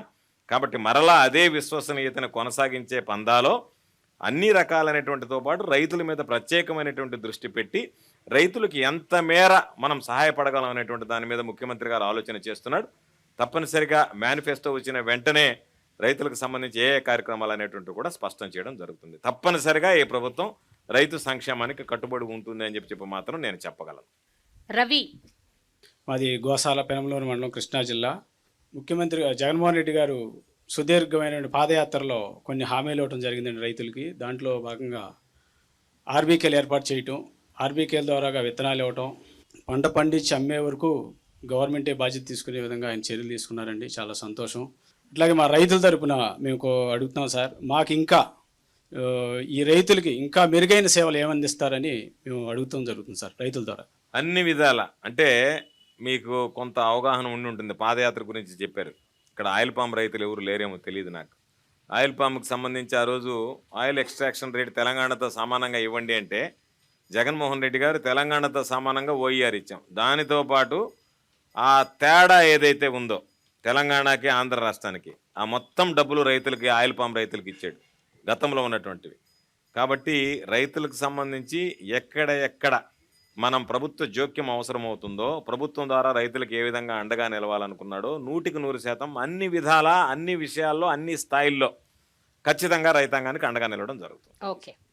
శ్రీకాంత్, ఎన్టీఆర్ జిల్లా జగ్గేపేట మండలం అనుమంచిపల్లి గ్రామ రైతు భరోసా కేంద్రంలో గ్రామ వ్యవసాయ సహాయకులుగా 2019 మన కొత్తగా గవర్నమెంట్ ఫామ్ అయ్యాక మన సీఎం సార్ 10,000 చిల్లర వరకు మనకి రైతు భరోసా కేంద్రంలో గ్రామ వ్యవసాయ సహాయకులుగా మాకు ఉద్యోగాలు ఇచ్చి ఉన్నారు. మేము ఉద్యోగం జాయిన్ అయ్యాక మాకు రైతులు చెప్పిన మాటలు, వాళ్ళు చెప్పిన మాటలు ఏంటంటే, గతంలో కొంచెం ఇబ్బంది పడేవాళ్ళం. ఇప్పుడు ఈ రైతు భరోసాలు ఏంటంటే విత్తనం నుంచి కూడా మేము అమ్ముకునే వరకు కూడా మాకు ఎక్కడికి వెళ్ళాల్సిన పని లేకుండా గ్రామంలోనే మాకు గ్రామ రైతు భరోసా కేంద్రాలు ఒక నాలెడ్జ్ సెంటర్గా మాకు ప్రతి విషయాన్ని, మాకు తెలియని విషయాల్ని ఎక్కడికో వెళ్ళి పక్కన వాళ్ళని అడిగి తెలుసుకోకుండా గ్రామంలో ఉన్నటువంటి రైతు భరోసా కేంద్రంలో ఉండే ఒక అధికారి దగ్గరికి వెళ్ళి మేము తెలుసుకుంటున్నాము. మేము వచ్చాక ప్రతి క్షేత్రానికి, రైతు క్షేత్రానికి వెళ్ళి అతను కౌలు రైత, భూ యజమాన, ఏ సర్వే నెంబరు, ఏ ఎక్స్టెంటు, ఎంత కౌలు చేస్తున్నాడు అనేది మేము పారదర్శకంగా ఎవరో చెప్పింది కాకుండా రైతు దగ్గరికి వెళ్ళి అతని వివరాలు తీసుకొని వాళ్ళ ఆధార్ కార్డు ఎవరో చెప్పింది విని వాళ్ళ పేరు మీద వీళ్ళ పేరు మీద కాకుండా వాళ్ళ భూమికి వెళ్ళి మేము ఫోటో చూసి పంట ఏదైతే ఉందో, మేము మిర్చి వేసాడా, వరి వేసాడా, పత్తి వేసాడా అని మేము చూసి డిజిటల్గా క్రాప్ అనేది ఫోటో తీసి, అలా ఫోటో తీసి వదిలేయటమే కాకుండా మళ్ళీ రైతు వచ్చి ఇదిగో మీ వివరాలు ఈ నమోదు చేశాం, ఈ విధంగా మీ ఇన్ని ఎకరాల్లో ఈ పంట సాగైందని ఆ రైతుకి తెలియపరిచి మేము ఆ రైతు అంగీకారం అంటే ఏలిముద్ర లేదా ఓటీపీ, చదువుకున్న వ్యక్తి ఆధార్ లింక్ అయితే మాకు దగ్గరగా అవైలబుల్గా లేకపోతే ఆ ఓటీపీ ద్వారా లేదా వేలిముద్ర ద్వారా అతను ధృవీకరిస్తే పంట నమోదు జరిగినట్టు. ఇలా నమోదైతే ఈ క్రాప్ ప్రాతిపాదికన ఏది ఉన్నా కూడా ఈ క్రాప్ అనేది మూలం కాబట్టి మన ప్రభుత్వం వచ్చాక పారదర్శకంగా ఈ క్రాప్ బేస్ ప్రకారమే ఏదైనా అందివ్వడం జరుగుతుంది. కావున ప్రతి ఒక్క రైతు కూడా నష్టపోకుండా ఈ గవర్నమెంట్ అనేది చాలా మేలు చేసి ఉపయోగపడుతుంది. దయాకర్, నేను 2016 నుంచి వ్యవసాయం చేస్తున్నాను. 2019 దాకా నాకు గవర్నమెంట్ నుంచి, అంతకుముందు గవర్నమెంట్ ఉందా, గవర్నమెంట్కి ఏ ఒక్క లబ్ధి నేను పొందలేదు సార్. 2019 నుంచి ఇప్పటి వరకు నేను 5 తపాలుగా రైతు భరోసా పొందాను సార్. అట్లాగే మాకు పంట నష్టం జరగటం వల్ల వచ్చిన అమౌంట్ మొత్తం కలిపి సార్ 2,40,000 ఇప్పటి వరకు నేను లబ్ధి పొందాను సార్ గవర్నమెంట్ నుంచి. ఇంకా అనేకమైన కార్యక్రమాలు గవర్నమెంట్ నుంచి జగన్మోహన్ రెడ్డి గారు చేయాలని, రైతులు ఇంకా చేయాలని నేను కోరుకుంటున్నాను సార్. ఓకే. సతీష్. పెనంగిప్రోలు మండలం గుమ్మడిదూరు గ్రామం నుంచి వచ్చానండి. నేను కస్టమ్ హైరింగ్ సెంటర్ ద్వారా ఒక హార్వెస్టర్ తీసుకున్నాను అండి. అది జగన్మోహన్ రెడ్డి గారి గవర్నమెంట్లో ఒక కస్టమ్ హైరింగ్ సెంటర్ ఒక 4 గ్రూపు ఫామ్ అయ్యి దానికి 8,80,000 రూపాయలు సబ్సిడీ ఇచ్చారు. ఆ సబ్సిడీ ద్వారా నేను వరి కోత మిషన్ తీసుకున్నాను అండి. ఈ వరి కోత మిషన్ ద్వారా మేము రైతులందరికీ కనీసం ఎకరం ఒక 3 రోజుల్లో పంట చేతికి వచ్చే విధంగా ప్లాన్ చేసుకొని రైతు భరోసా కేంద్రం ద్వారా విక్రయించుతున్నామండి. ప్లస్ నాదొక విన్నపం అండి, ఈ కస్టమ్ హైరింగ్ సెంటర్ ద్వారా ఒక గ్రూప్కి 4 సభ్యులకే ఈ సబ్సిడీ అనేది పరిమితం చేయకుండా ఇండివిజువల్గా టార్పాలిన్ పట్టాలు, power spares, implements, full wheels కానీ, కల్టివేటర్ కానీ ఇలా సకాలంలో అంటే ఒక 4 పరిమితం కాకుండా అందరికీ రైతులందరికీ అందించాలని కోరుకుంటున్నాను. అంటే కరెక్టే. మన ఆలోచన ఏమిటి అంటే ఒకే విడతలో అందరికి ఇవ్వడానికి ట్రాక్టర్లు కష్టమవుతాయి కాబట్టి రైతులకు అందుబాటులో తీసుకురావాలి కాబట్టి ఒక రైతు మిత్ర గ్రూప్ను ఏర్పాటు చేసి కస్టమ్ హైరింగ్ సెంటర్ పెట్టాలనే ఆలోచనతో పెట్టాం. గత ప్రభుత్వంలో రైతు రథం అని ఇచ్చేటువంటి వాళ్ళు, ఈ రైతు రథాలు ఎట్లాంటి వాళ్ళకి ఇచ్చారంటే, నేను వ్యవసాయ శాఖ మంత్రిగా ఈరోజు ఉన్నాను కదా, నా ముందు వ్యవసాయ శాఖ మంత్రిగా ఇంతకుముందు చెప్పినట్టుగా సోమిరెడ్డి గారు ఉండేవాడు. రైతులకు ఇచ్చేవాళ్ళు కాదు. ఎవడైతే వైఎస్ఆర్ కాంగ్రెస్ పార్టీ వాడు తెలుగుదేశం పార్టీ కండువా వేసుకుంటాడో వాళ్ళకి ఇచ్చారు. రైతు రథాలు రైతులకు ఇవ్వలేదు. ఇంకొకటి ఏంటంటే 6 లక్షల రూపాయలని ట్రాక్టర్కి ధర నిర్ణయించారు. 1.5 లక్ష సబ్సిడీ, 4.5 లక్ష రైతు కంట్రిబ్యూషన్, 6 లక్షలు. బహిరంగ మార్కెట్లో ఆ ట్రాక్టర్ ధర నేను చాలా మందికి 5 లక్షలకు ఇప్పించాను. అంటే 5 లక్షల రూపాయలు విలువ చేసేటువంటి ట్రాక్టర్ని రైతు రథం పేరిట 6 లక్షలు రేటు పెట్టి మీరు ఎవరి దగ్గర కొనాలి, ఎంతకి కొనాలి, ఏ మోడల్ కొనాలి, ఏ కంపెనీ కొనాలి అన్నీ వాళ్ళే నిర్ధారించి రైతు మీద 1,00,000 రూపాయలు భోంచేశారు. ఈ ప్రభుత్వం వచ్చిన తర్వాత రైతు మిత్ర గ్రూపులను ఏర్పాటు చేశాం. మీరందరూ కలిపి ఒక ఇది పెట్టుకోండి, హార్వెస్ట్ మిషన్ కానీ లేకపోతే ఇదని ఇచ్చాం. 375 మోడల్స్, రైతు ఏ మోడల్ కోరుకుంటే ఆ మోడల్ నేరుగా మీరు కొనుక్కున్నారు. 10% మీ డబ్బు, 40% సబ్సిడీ, 50% బ్యాంకు రుణం. ఈ 40% సబ్సిడీ అనేటువంటిది మీరు ఎవరి దగ్గర కొనుక్కున్నారు, ఏమి కొనుక్కున్నారు, ఎంత కొనుక్కున్నారు ఏం అవసరం లేదు. మీ 40% జగన్మోహన్ రెడ్డి గారు ఇక్కడ బటన్ నొక్కాడు, నేరుగా మీ ఖాతాలో జమ అయిపోయాయి. ఎక్కడ ఏమి లావాదేవీలు కానీ కమిషన్లు కానీ మధ్యలో వ్యవహారం లేకుండా. చెప్పింది యాక్చువల్ గా మా ఊర్లో మా విలేజ్ లో జరిగింది సార్. టీడీపీ గవర్నమెంట్ లో మా విలేజ్ లో జరిగింది, మేము కల్లారు చూసాము. అది అంటే అనేది ఈ సబ్సిడీ అనేది ఒకరికే పరిమితం, అందుకనే ఎక్కువ మందికి ఇవ్వాలనే. కాకపోతే బడ్జెట్ని సంబంధించి ఎంత ఎక్కువ మందికి ఇవ్వగలమనేటువంటిది ఆలోచన చేస్తా గ్రూపులుగా పెట్టాం. 10 మందికైనా ఉపయోగపడుతుంది అని చెప్పి తప్పనిసరిగా రాబోయేటువంటి రోజుల్లో వాటి సంఖ్య మాక్సిమం పెంచడానికి ప్రయత్నం చేస్తాం. ఇండివిజువల్ ఇంప్లిమెంట్స్ ఇవ్వడానికి ప్రయత్నం చేస్తాం. హెవీ మిషనరీ కాకుండా అన్ని tractors, sprayers, battery sprayers, power sprayers, tarpaulins ఇవ్వాల్సింది. కాకపోతే కాస్త జాప్యం అయ్యాయి. తప్పనిసరిగా నెక్స్ట్ సీజన్లో అవి ఇచ్చేస్తాం. Okay sir, thank you. ఇక్కడ చిట్టీల ద్వారా ఓన్లీ మగవాళ్ళ పేర్లే వచ్చాయి. అదేమిటో ఆడవాళ్ళు ఎవరైనా ఒక్కళ్ళు మాట్లాడితే మనం ఈ క్వశ్చన్ రౌండ్ ఫినిష్ చేసేసి నెక్స్ట్ పొలిటికల్ రౌండ్కి వెళ్దాం సార్. నా పేరు కోటేశ్వరమ్మ, ఎన్టీఆర్ జిల్లా గంపలగూడెం మండలం మేడూరు గ్రామం నుంచి వచ్చాను. నేను మహిళా రైతుని. నా పొలంలో నాకున్నటువంటి 2 ఎకరాల్లో న్యాచురల్ ఫార్మింగ్ చేస్తున్నానండి. దానిలో వరి పొలము, వరి 1 ఎకరా వేసాను, పత్తి 1 ఎకరా వేసానండి. నేను 5 సంవత్సరాలుగా ప్రకృతి వ్యవసాయం చేస్తున్నాను. ప్రకృతి వ్యవసాయాన్ని ఇంతగా ఆర్బీకే లెవెల్లో ప్రతి ఒక్క మీటింగ్ కూడా మాకు అక్కడ పెట్టే వాళ్ళు కూడా ఆర్బీకే లెవెల్లో మీటింగులు పెట్టడం, అక్కడ మాకు తెలియనటువంటి సమాచారాన్ని విఏఏలు, విహెచ్ఏలు మా పొలాలకు వచ్చి వాళ్ళ పొలం బడి కార్యక్రమాన్ని జరపటం కానీ మాకు ఎంతగానో ఉపయోగపడుతుంది. అలాగే మహిళా సంఘాల ద్వారా ఈ ప్రోగ్రామ్ని ఎంతగానో ముందుకు తీసుకెళ్తున్నారు. మాకు తెలియనటువంటివి అక్కడ ఉన్నటువంటి సిఆర్పీలు, ఐసీఆర్పీలు మా పొలాలకు వచ్చి వాళ్ళు చూసి ఆ తెగులు ఏమున్నాయి, పురుగులు ఏమున్నాయి అని గమనించి మాకు ఏమి స్ప్రే చేయాలనేది కూడా తెలియపరుస్తున్నారు. దానివల్ల మాకు ఖర్చు తగ్గింది. 2.5 లక్షల వరకు మేము ఈ సంవత్సరం ఆదాయం పొందాము. అలాగే ఏ గ్రేడ్ అని చెప్పి 5 రకాల పంటలు, ఒకే రక పంట వేసుకోవడం వల్ల రైతు నష్టపోతున్నాడని చెప్పి 5 రకాల ప్రధాన పంటలు ఎంచుకోవాలని, దాంట్లో బయోడైవర్సిటీగా 20 రకాల క్రాప్స్ వేసుకోవాలని మా గ్రామంలో మా డిపిఎం మేడం గారు, అంటే ఆ గ్రామంలో ప్రకృతి వ్యవసాయ సిబ్బంది వచ్చి మాకు తెలియపరచటం, మా పొలాలు చూడటం, ఇలా చేయడం వల్ల మేము నేర్చుకొని మా పొలంలో చేసాము. అలాగే ఏటీఎం వాళ్ళని 20 రకాల ఆకుకూరలు అన్ని రోజు దుంప జాతి అన్నీ కూడా వేయటం వల్ల ఈరోజు మేము స్పందన కార్యక్రమంలో ఆకుకూరలు తీసుకెళ్ళి అక్కడ అమ్ముకుంటున్నాము. దానివల్ల మాకు ప్రతి నెల ఒక 30,000 వరకు మేము ఆదాయం అదనంగా పొందుతున్నాము. ఈ విధంగా ఈ న్యాచురల్ ఫార్మింగ్ని ముందుకు తీసుకెళ్తున్నందుకు మంత్రివర్యులకి, అలాగే మన సీఎం గారికి, జగనన్న గారికి చాలా ప్రోత్సాహం. అలాగే నా కుటుంబం తరపున కూడా ఆయనకి ధన్యవాదాలు తెలుపుతున్నాను. నా పిల్లల చదువుల విషయంలో అమ్మఒడి కానీ, అలాగే మాకు రైతు భరోసా పడుతుంది, దాన్ని నేను పెట్టుబడిగా పెట్టుకుంటున్నాను. నా ఖర్చులు తగ్గించుకోగలుగుతున్నాను ఈ న్యాచురల్ ఫార్మింగ్ చేయడం వల్ల.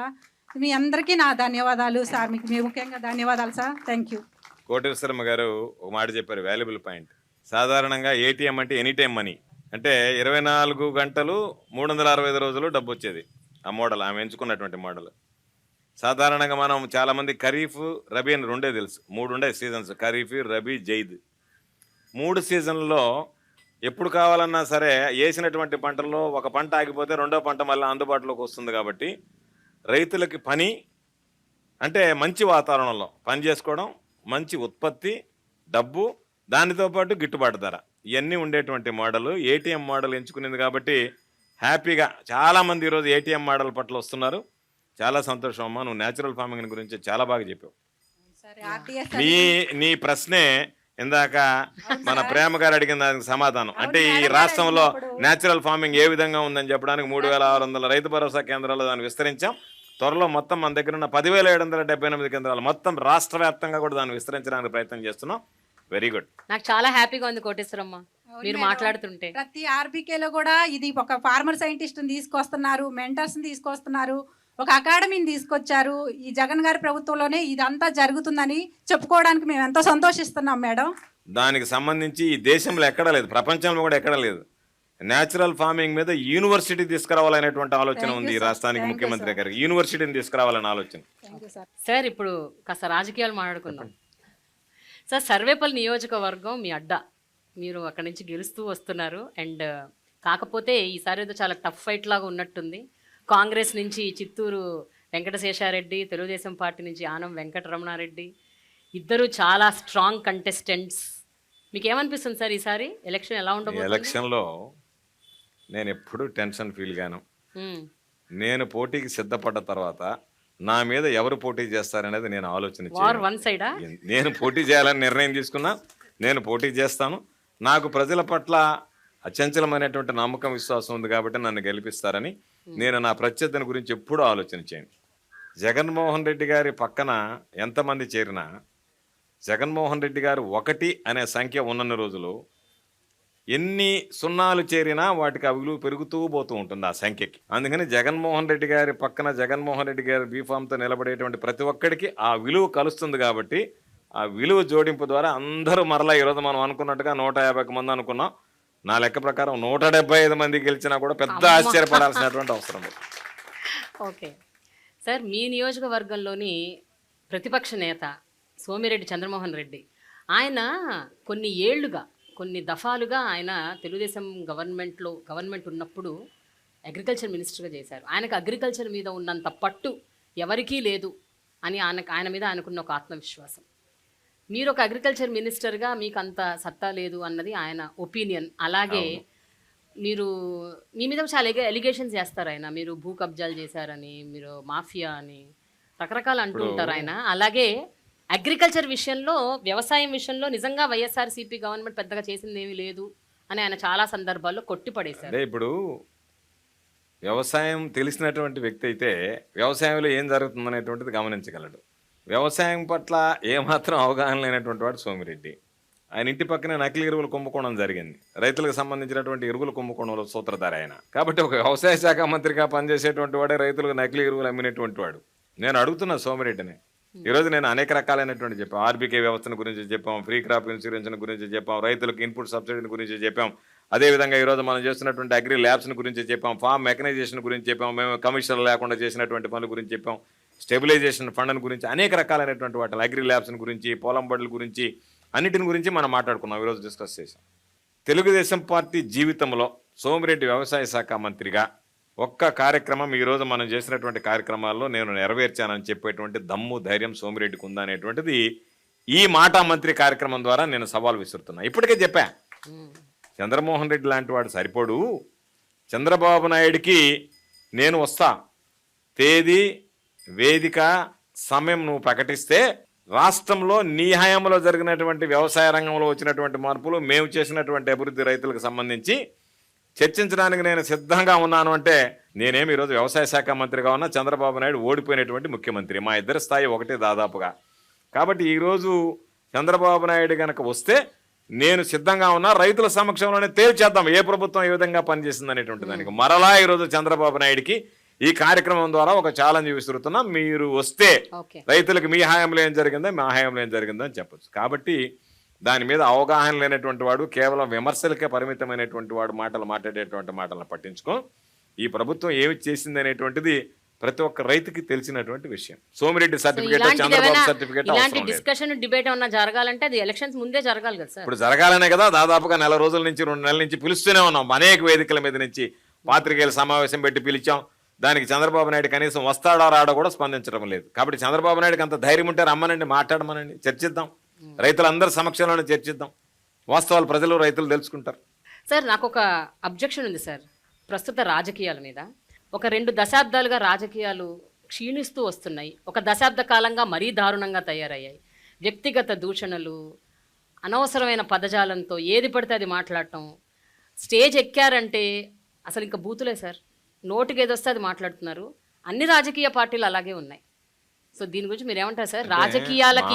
రాజకీయాలు అంటేనే భయం వేసి, రాజకీయాలకు ఎంత దూరంగా ఉంటే అంత మంచిది అని అనుకునే యంగ్స్టర్స్కి మీరు ఏం చెప్తారు? బికాస్ చాలా మంది they want to come into politics but they are scared because of this. మాది రాజకీయ నేపథ్యం ఉన్నటువంటి కుటుంబం. మా తండ్రి 18 సంవత్సరాలు పంచాయతీ సమితి అధ్యక్షుడిగా పనిచేశాడు. ఆ రోజుల్లో సమితి అంటే అత్యంత పవర్ఫుల్గా ఉండే, తర్వాత మండలాలు అయ్యాయి. మా అమ్మగారు 25 సంవత్సరాలు గ్రామ సర్పంచ్గా పనిచేశారు. నేను 5 సంవత్సరాలు జిల్లా పరిషత్ చైర్మన్గా పనిచేశాను. బహుశా ఈ రాష్ట్రంలోనే ఒకే కుటుంబంలో తండ్రి, తల్లి, కొడుకు 3 అంచెల వ్యవస్థలో పనిచేశాం. గ్రామ స్థాయి, బ్లాక్ స్థాయి, జిల్లా స్థాయి అరుదైనటువంటిది. తర్వాత 2 సార్లు నేను ఎమ్మెల్యే అయ్యాను. ఈరోజు ఉన్నటువంటి రాజకీయాల్లో మీకున్నటువంటి మార్గం ఒకటే. ఎదుటివాడు బురదలో పొల్లాడేటప్పుడు మనం ఆ బురదలో పొర్లాడడానికో లేకపోతే వాడితో సిద్ధపడడానికో సిద్ధమైతేనే రాజకీయాల్లో ఉండాలి. లేదు అనుకుంటూ నువ్వు ఎంత దూరం వెళ్ళినా వాడు ఆ బురద నీ మీద విసురుతానే ఉంటాడు. కాబట్టి రాజకీయాల్లో ఉండాల్సినప్పుడు మనకు ఉండేటువంటి ప్రత్యర్థి, నేను అనేక సందర్భాల్లో చెప్తాను, నా దౌర్భాగ్యం నాకున్నటువంటి ప్రత్యర్థి నేను. కాబట్టి హుందాగా రాజకీయాలు చేయాలన్నా చేయించడానికి కూడా అవకాశం లేదు. ఆ సంస్కృతి, అటువంటి సంస్కృతి ఈ రాష్ట్రంలో తీసుకొచ్చినటువంటి వాడు చంద్రబాబు నాయుడు అనేటువంటిది ఈ వేదిక ద్వారా స్పష్టంగా ధైర్యంగా చెప్పగలను నేను. అంతకుముందు ఎన్నడూ లేనటువంటిది. వాళ్ళని రకరకాలైనటువంటివి కేవలం కొన్ని సందర్భాలలో తెలుగుదేశం పార్టీ వాళ్ళు మైక్ తీసుకొని మహిళా ఎమ్మెల్యేలని, మహిళా మంత్రుల మీద వాడేటువంటి భాష సభ్య సమాజం చీకొట్టేటువంటి విధంగా, తలదించుకునేటువంటి విధంగా ఉంది. కాబట్టి ఈ వ్యవస్థలో పనిచేస్తున్నప్పుడు, ఈ వ్యవస్థలో అటువంటి ప్రత్యర్థులు, అటువంటి పార్టీలు ఉన్నప్పుడు తప్పనిసరి పరిస్థితుల్లో కామెంట్స్ చేస్తున్నారేమో తప్ప వైఎస్ఆర్ కాంగ్రెస్ పార్టీ సంస్కృతి కానీ, జగన్మోహన్ రెడ్డి గారి నాయకత్వం కానీ చాలామంది అనుకుంటారు అటువంటి వైఖరిని అవలంబించాలనేటువంటి ఆలోచన కాదు. మనం చాలా సందర్భాల్లో చూసాం. కానీ సార్ ఒకరు చేస్తున్నారని ఇంకోరు కాదు కదా, అది కాదు కదా, ఇది ఒక సైకిల్ కదండి. అది కాదు కదా. ఇప్పుడు మీరు నాతో మాట్లాడుతున్నారు, మీరు నాతో మాట్లాడేటప్పుడు మీరు నన్ను మాట్లాడకూడనటువంటి మాట మాట్లాడితే నేను మీకు సమాధానమైనా చెప్పాలి, లేదా ఇక్కడి నుంచి లేచి వెళ్ళిపోవాలి. ఉండేటువంటి 2 మార్గాలు. రాజకీయాల్లో కొనసాగాలనుకునేటువంటి వాడు ధీటుగా సమాధానం చెప్పాలి. ఇప్పుడు మీరే అన్నారు, ఏమని? సోమిరెడ్డి అనేటువంటి వాడు భూ కబ్జాలని అన్నాడు. దానికి ధీటుగా నేను సమాధానం చెప్పకపోతే జనాలు ఏమంటారు? అయ్యో నిజమే కాబోలు, కాబట్టి నేను మాట్లాడటం లేదు. ఆ మాట మాట్లాడితే తెరలవాలి, మళ్ళీ సోమిరెడ్డి ఇంకొక సబ్జెక్ట్ ఎత్తుకొని వస్తాడు. కాబట్టి రాజకీయాల్లో కొనసాగాలి అంటే ఖచ్చితంగా సమాధానం చెప్పాల్సిందే. సమాధానం చెప్పడం డిబేట్స్ ఓకే సార్, బట్ భాష దగ్గర లేదు కదా, ఆ వాతావరణం లేదు కదా, ఆ పరిస్థితి లేదు కదా. ఇప్పుడు దానికి సంబంధించి వాడేటువంటి భాష మీ అమ్మా నాన్న ఎప్పుడు బాధగా ఫీల్ అవ్వరా సార్? ఎందుకంటే వాళ్ళ టైంలో రాజకీయాలు ఈ రాజకీయాల గురించే, ఇప్పుడు ఉండేటువంటి రాజకీయ పరిస్థితుల గురించే ఒక్కొక్కడు ఏ స్థాయి అధికారిని ఏ విధంగా మాట్లాడుతున్నాడు అనేటువంటిది మనం చూసాం. ఒక ముఖ్యమంత్రి స్థాయిలో ఉండేటువంటి గౌరవించాల్సినటువంటి వ్యక్తి చివరికి ప్రధానమంత్రి గారి మీద దారిన పోయి ఓటు తీసుకొచ్చి సోషల్ మీడియాలో పోస్టులు పెడితే ఏమి చేయలేనటువంటి పరిస్థితిలో ఉన్నాం. ఎందుకంటే భావస్వేచ్ఛ, భావ ప్రకటన, రకరకాలైనటువంటి మాటలు చెప్పి ఆ మాట్లాడేటువంటి మాటలు, వాడేటువంటి పదజాలం ఇవన్నీ. కాకపోతే ఒక్కొక్కసారి అనిపిస్తుంటుంది రాజకీయాల్లో మనం ఉండడం అవసరం అనిపిస్తుంది. కానీ మనల్ని నమ్ముకున్నటువంటి ప్రజల కోసం మనం ఆ దానికి సంబంధించినటువంటి దాంట్లో ఉండేటటువంటి పరిస్థితుల్లో మనం కొన్ని సర్దుకుపోవాలి, కొన్ని ధీటుగా ఎదుర్కోవాలి. కాబట్టి దాని పరంగా మాట్లాడడం తప్ప పరిధి దాటి మాట్లాడాలి, హుందాగా రాజకీయాలు చేయాలి అనేటువంటిది తప్ప పరిధి దాటి మాట్లాడాలి, ప్రవర్తించాలి, అనుచితంగా ఉండాలి అనేటువంటిది ఎప్పుడు ఆలోచన చేయం. కాకపోతే మానవ మాత్రలం కాబట్టి రాగద్వేషాలు, భావోద్వేగాలు ఉంటాయి. కాబట్టి అలాంటప్పుడు ఏదన్నా కాస్త పరుషంగా మాట్లాడినటువంటి సందర్భాలు ఉంటాయేమో తప్ప కొని తెచ్చుకొని మాట్లాడాల్సినటువంటి పరిస్థితి ఎన్నడూ ఉండదు. వీలైనంత వరకు నియంత్రించుకోవడానికే ప్రయత్నం చేస్తాం. కమిట్మెంట్, చిత్తశుద్ధి, ఒక నిబద్ధత అన్నది కూడా రాజకీయాల్లో చాలా వరకు పోయిందని చెప్పాలి. నేను మిమ్మల్ని చూస్తున్నాను. 2011లో మీరు వైఎస్ఆర్సీపీలో చేరారు. ఇప్పుడు 2024 అంటే 14 ఏళ్ళు, దాదాపు 13 ఏళ్ళు. 13 ఏళ్ళుగా మీరు ఆ పార్టీలోనే ఉన్నారు, ఆ పార్టీనే నమ్ముకున్నారు.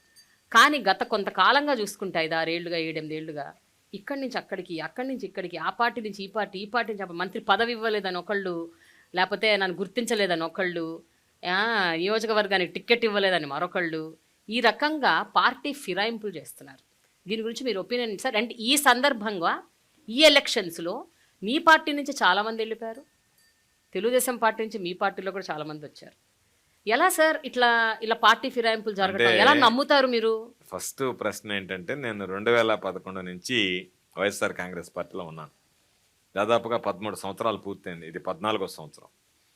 ఈ 14 సంవత్సరాల కాలంలో ఏ రోజు కూడా అయ్యో జగన్మోహన్ రెడ్డి గారి వెంట ఎందుకు అడుగులు వేశాననేటువంటి బాధ నాకు ఏ రోజు కలగలేదు. ఆ కలిగించేటువంటి విధంగా జగన్మోహన్ రెడ్డి గారు ప్రవర్తించలేదు. వ్యక్తిగత కారణాలు, పదవి వ్యామోహాలు. ఈరోజు జగన్మోహన్ రెడ్డి గారు బీఫామ్ ఇస్తే ఎమ్మెల్యేలు అయ్యాం, ఈరోజు ఈ స్థాయికి ఎదగగలిగాం. ఆ తర్వాత మంత్రులు కావచ్చు, రకరకాలైనటువంటివి ముఖ్యమంత్రి గారు ఇచ్చేటువంటిది. కానీ వీళ్ళు బాధాకరమైనటువంటి విషయం ఏమిటంటే, జగన్మోహన్ రెడ్డి గారు ఇచ్చినటువంటి బీఫామ్తో మనం ఎమ్మెల్యేలు అయ్యాం కదా అనేటువంటి మూలాలను మరిచిపోయి మాకింకా ఉన్నతమైనటువంటి పదవులు ఇవ్వలేదనేటువంటి అత్యాశ. అంటే మనిషికి ఆశ ఉండొచ్చు, అత్యాశ కూడా ఉండొచ్చు. ఇది దురాశ.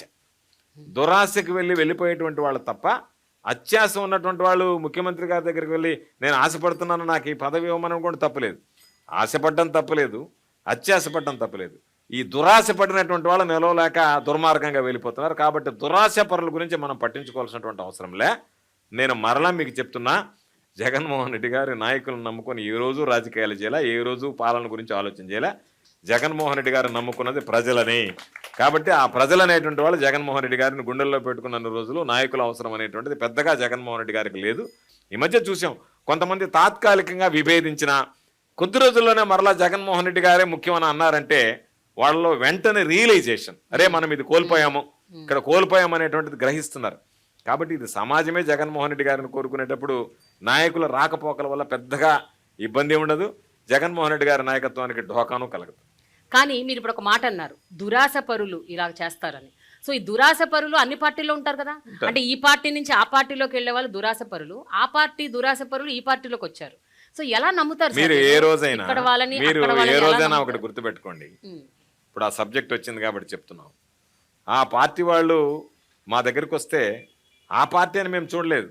ఎవరు వచ్చినా, ఏ పార్టీ వాడు వచ్చినా, రాజశేఖర రెడ్డి గారు కానీ, జగన్మోహన్ రెడ్డి గారు కానీ శాసనసభ్యుడిగా వస్తే ఆదరించారు, శాసనసభ్యుడిగా ఉన్నటువంటి పనులు చేశారు. ఒక శాసనసభ్యుడు తన నియోజకవర్గ సమస్యలను తీసుకుని జగన్మోహన్ రెడ్డి గారి దగ్గరికి రాగానే అతన్ని ఆ పార్టీ వెలివేసి జగన్మోహన్ రెడ్డి గారి దగ్గరికి వచ్చారని చెప్పి ముద్ర వేశారు. వాళ్ళకి పార్టీ కండువా కప్పడం కానీ, లేదా వాళ్ళకి సంబంధించి మా దగ్గర కూర్చోబెట్టుకోవడం కానీ, ఎక్కడా జగన్మోహన్ రెడ్డి గారు ఏదైతే గతంలో మాట్లాడాడో ఆ మాటకి కట్టుబడి పనిచేశాడు తప్ప ఆ మాటని పక్కన పెట్టి పనిచేసినటువంటి నేపథ్యం జగన్మోహన్ రెడ్డి గారికి లేదు, చెయ్యడు.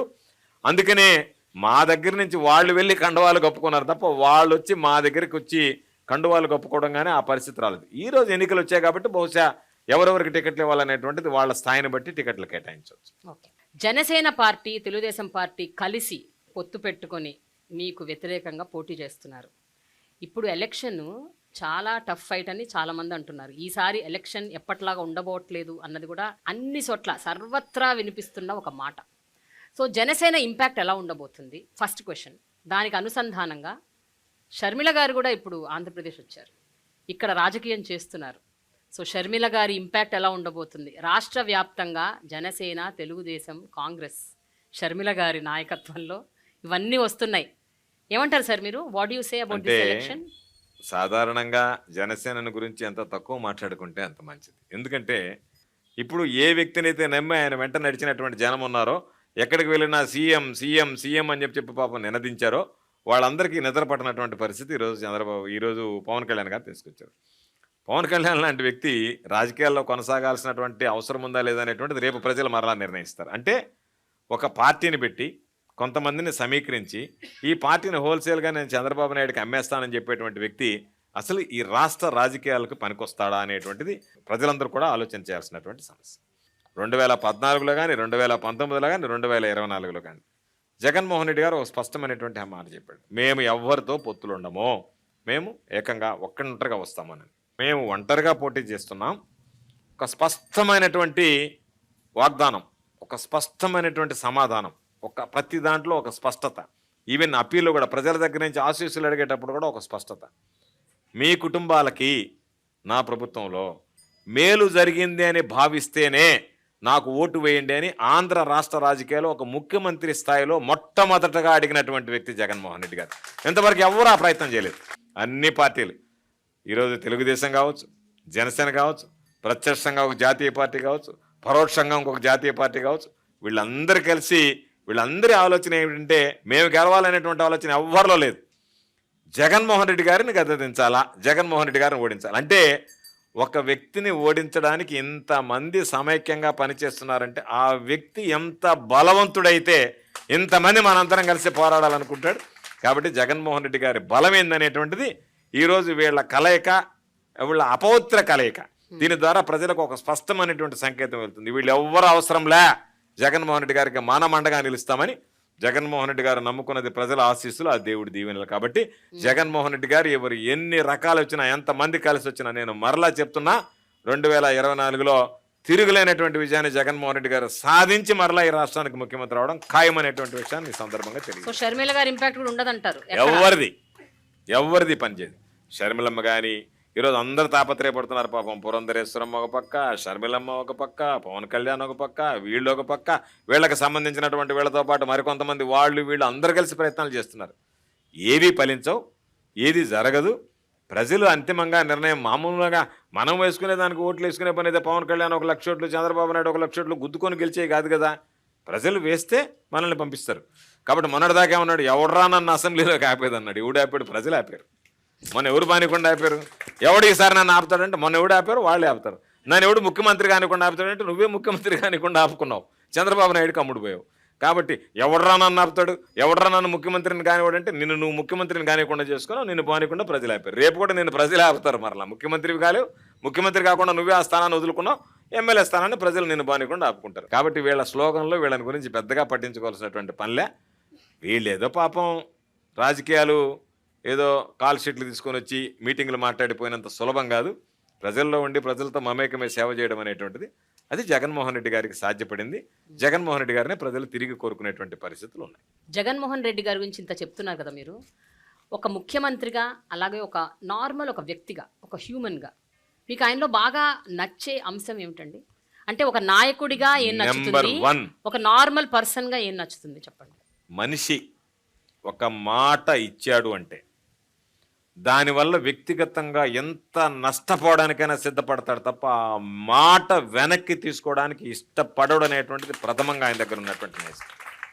మాట ఇచ్చే ముందు ఆలోచన చేస్తాడేమో కానీ మాట ఇచ్చిన తర్వాత ఆయన నైజం ఆ మాటకి కట్టుబడి ఉండాలి అని. మనుషులని గుడ్డిగా ప్రేమించడం, అభిమానించడమే బహుశా ఆయన దగ్గర ఉన్నటువంటి బలహీనత నేను అనుకుంటున్నాను. కాబట్టి ఎంతమంది పాపం ఆయన మోసం చేసి ఒక్కొక్కరిగా పదవులు రాలేదని ఇంకొకటి రాలేదని వెళ్ళిపోయారు తప్ప జగన్మోహన్ రెడ్డి గారి దగ్గర ఈ క్వాలిటీ బాగలేదని చెప్పి వెళ్ళిపోయాడు అంటే అంతకన్నా దౌర్భాగ్యుడు. ఎందుకంటే వాడు దౌర్భాగ్యుడు, పోయినటువంటి వాడు జగన్మోహన్ రెడ్డి గారు. జగన్మోహన్ రెడ్డి గారిని వదిలి వెళ్ళిపోయినటువంటి వాడు అత్యంత దౌర్భాగ్యుడి కింద లెక్క నా దృష్టిలో. ఇందాక మీరు ఒక మాట అన్నారు, 175 నియోజకవర్గాల్లో 175 మీకే వస్తాయని చెప్తున్నారు. సార్ ప్రతిపక్షాల్లో కొంతమంది ముఖ్యమైన నేతలన్నా ఉన్నారు కదా, అదే చెప్తున్నాను వాళ్ళకి నేను. కూడా రాదా? అదే చెప్తున్నాను ఒక్క నేను. సీట్ కూడా ఈరోజు రాదా? మీరు చూస్తే ఆ, మేము 175 అని చెప్పాము. ఈరోజు చంద్రబాబు నాయుడు గారు కుప్పంలో గెలవడని చెప్పాము. ఈరోజు నిన్నలోకి ఆమె వచ్చి నేను పోటీ చేస్తానని చెప్తుంది భువనేశ్వరి గారు. కాబట్టి ఆ సీట్లలోనే చంద్రబాబు నాయుడు లాంటి వాడే పోటీ చేయడానికి భయపడుతున్నాడంటేనే ఇది 175 సీట్లు కైవసం చేసుకోబోతుంది వైఎస్ఆర్ కాంగ్రెస్ పార్టీ అనే దానికి సంకేతమా కాదా అనేటువంటిది మనం అందరం ఆలోచన చేయాల్సినటువంటి సందర్భం. గత ప్రభుత్వంలో జరిగినటువంటి మేలు, ఇచ్చినటువంటి హామీలు, అమలైనటువంటి తీరు, ఈ ప్రభుత్వంలో ఇచ్చినటువంటి హామీలు, అమలైనటువంటి తీరు, ఇచ్చిన దానికన్నా ఎక్కువగా ఈరోజు మనకు అందజేశాడనేటువంటి నమ్మకం, విశ్వాసం, జగన్మోహన్ రెడ్డి గారు మాట చెప్తే తప్పడు, ఖచ్చితంగా మన ఇంటికి ఆ వస్తువులు అందుతాయి, మనకు ఆ పథకాలు, సంక్షేమ పథకాలు నెరవేరుతాయి అనేటువంటి నమ్మకం, విశ్వాసం ప్రజల్లో కలిగించగలిగినటువంటి నాయకుడు కాబట్టి తిరుగులేనటువంటి విజయాన్ని రేపు 2024 ఎన్నికల్లో మరలా నమోదు చేసుకోబోతున్నాడు. చూద్దాం. Let's see what will happen. Elections is coming soon. చూద్దాం ఏం జరుగుతుందో. థ్యాంక్ యూ సో మచ్ అండి. Thanks a lot. నమస్తే.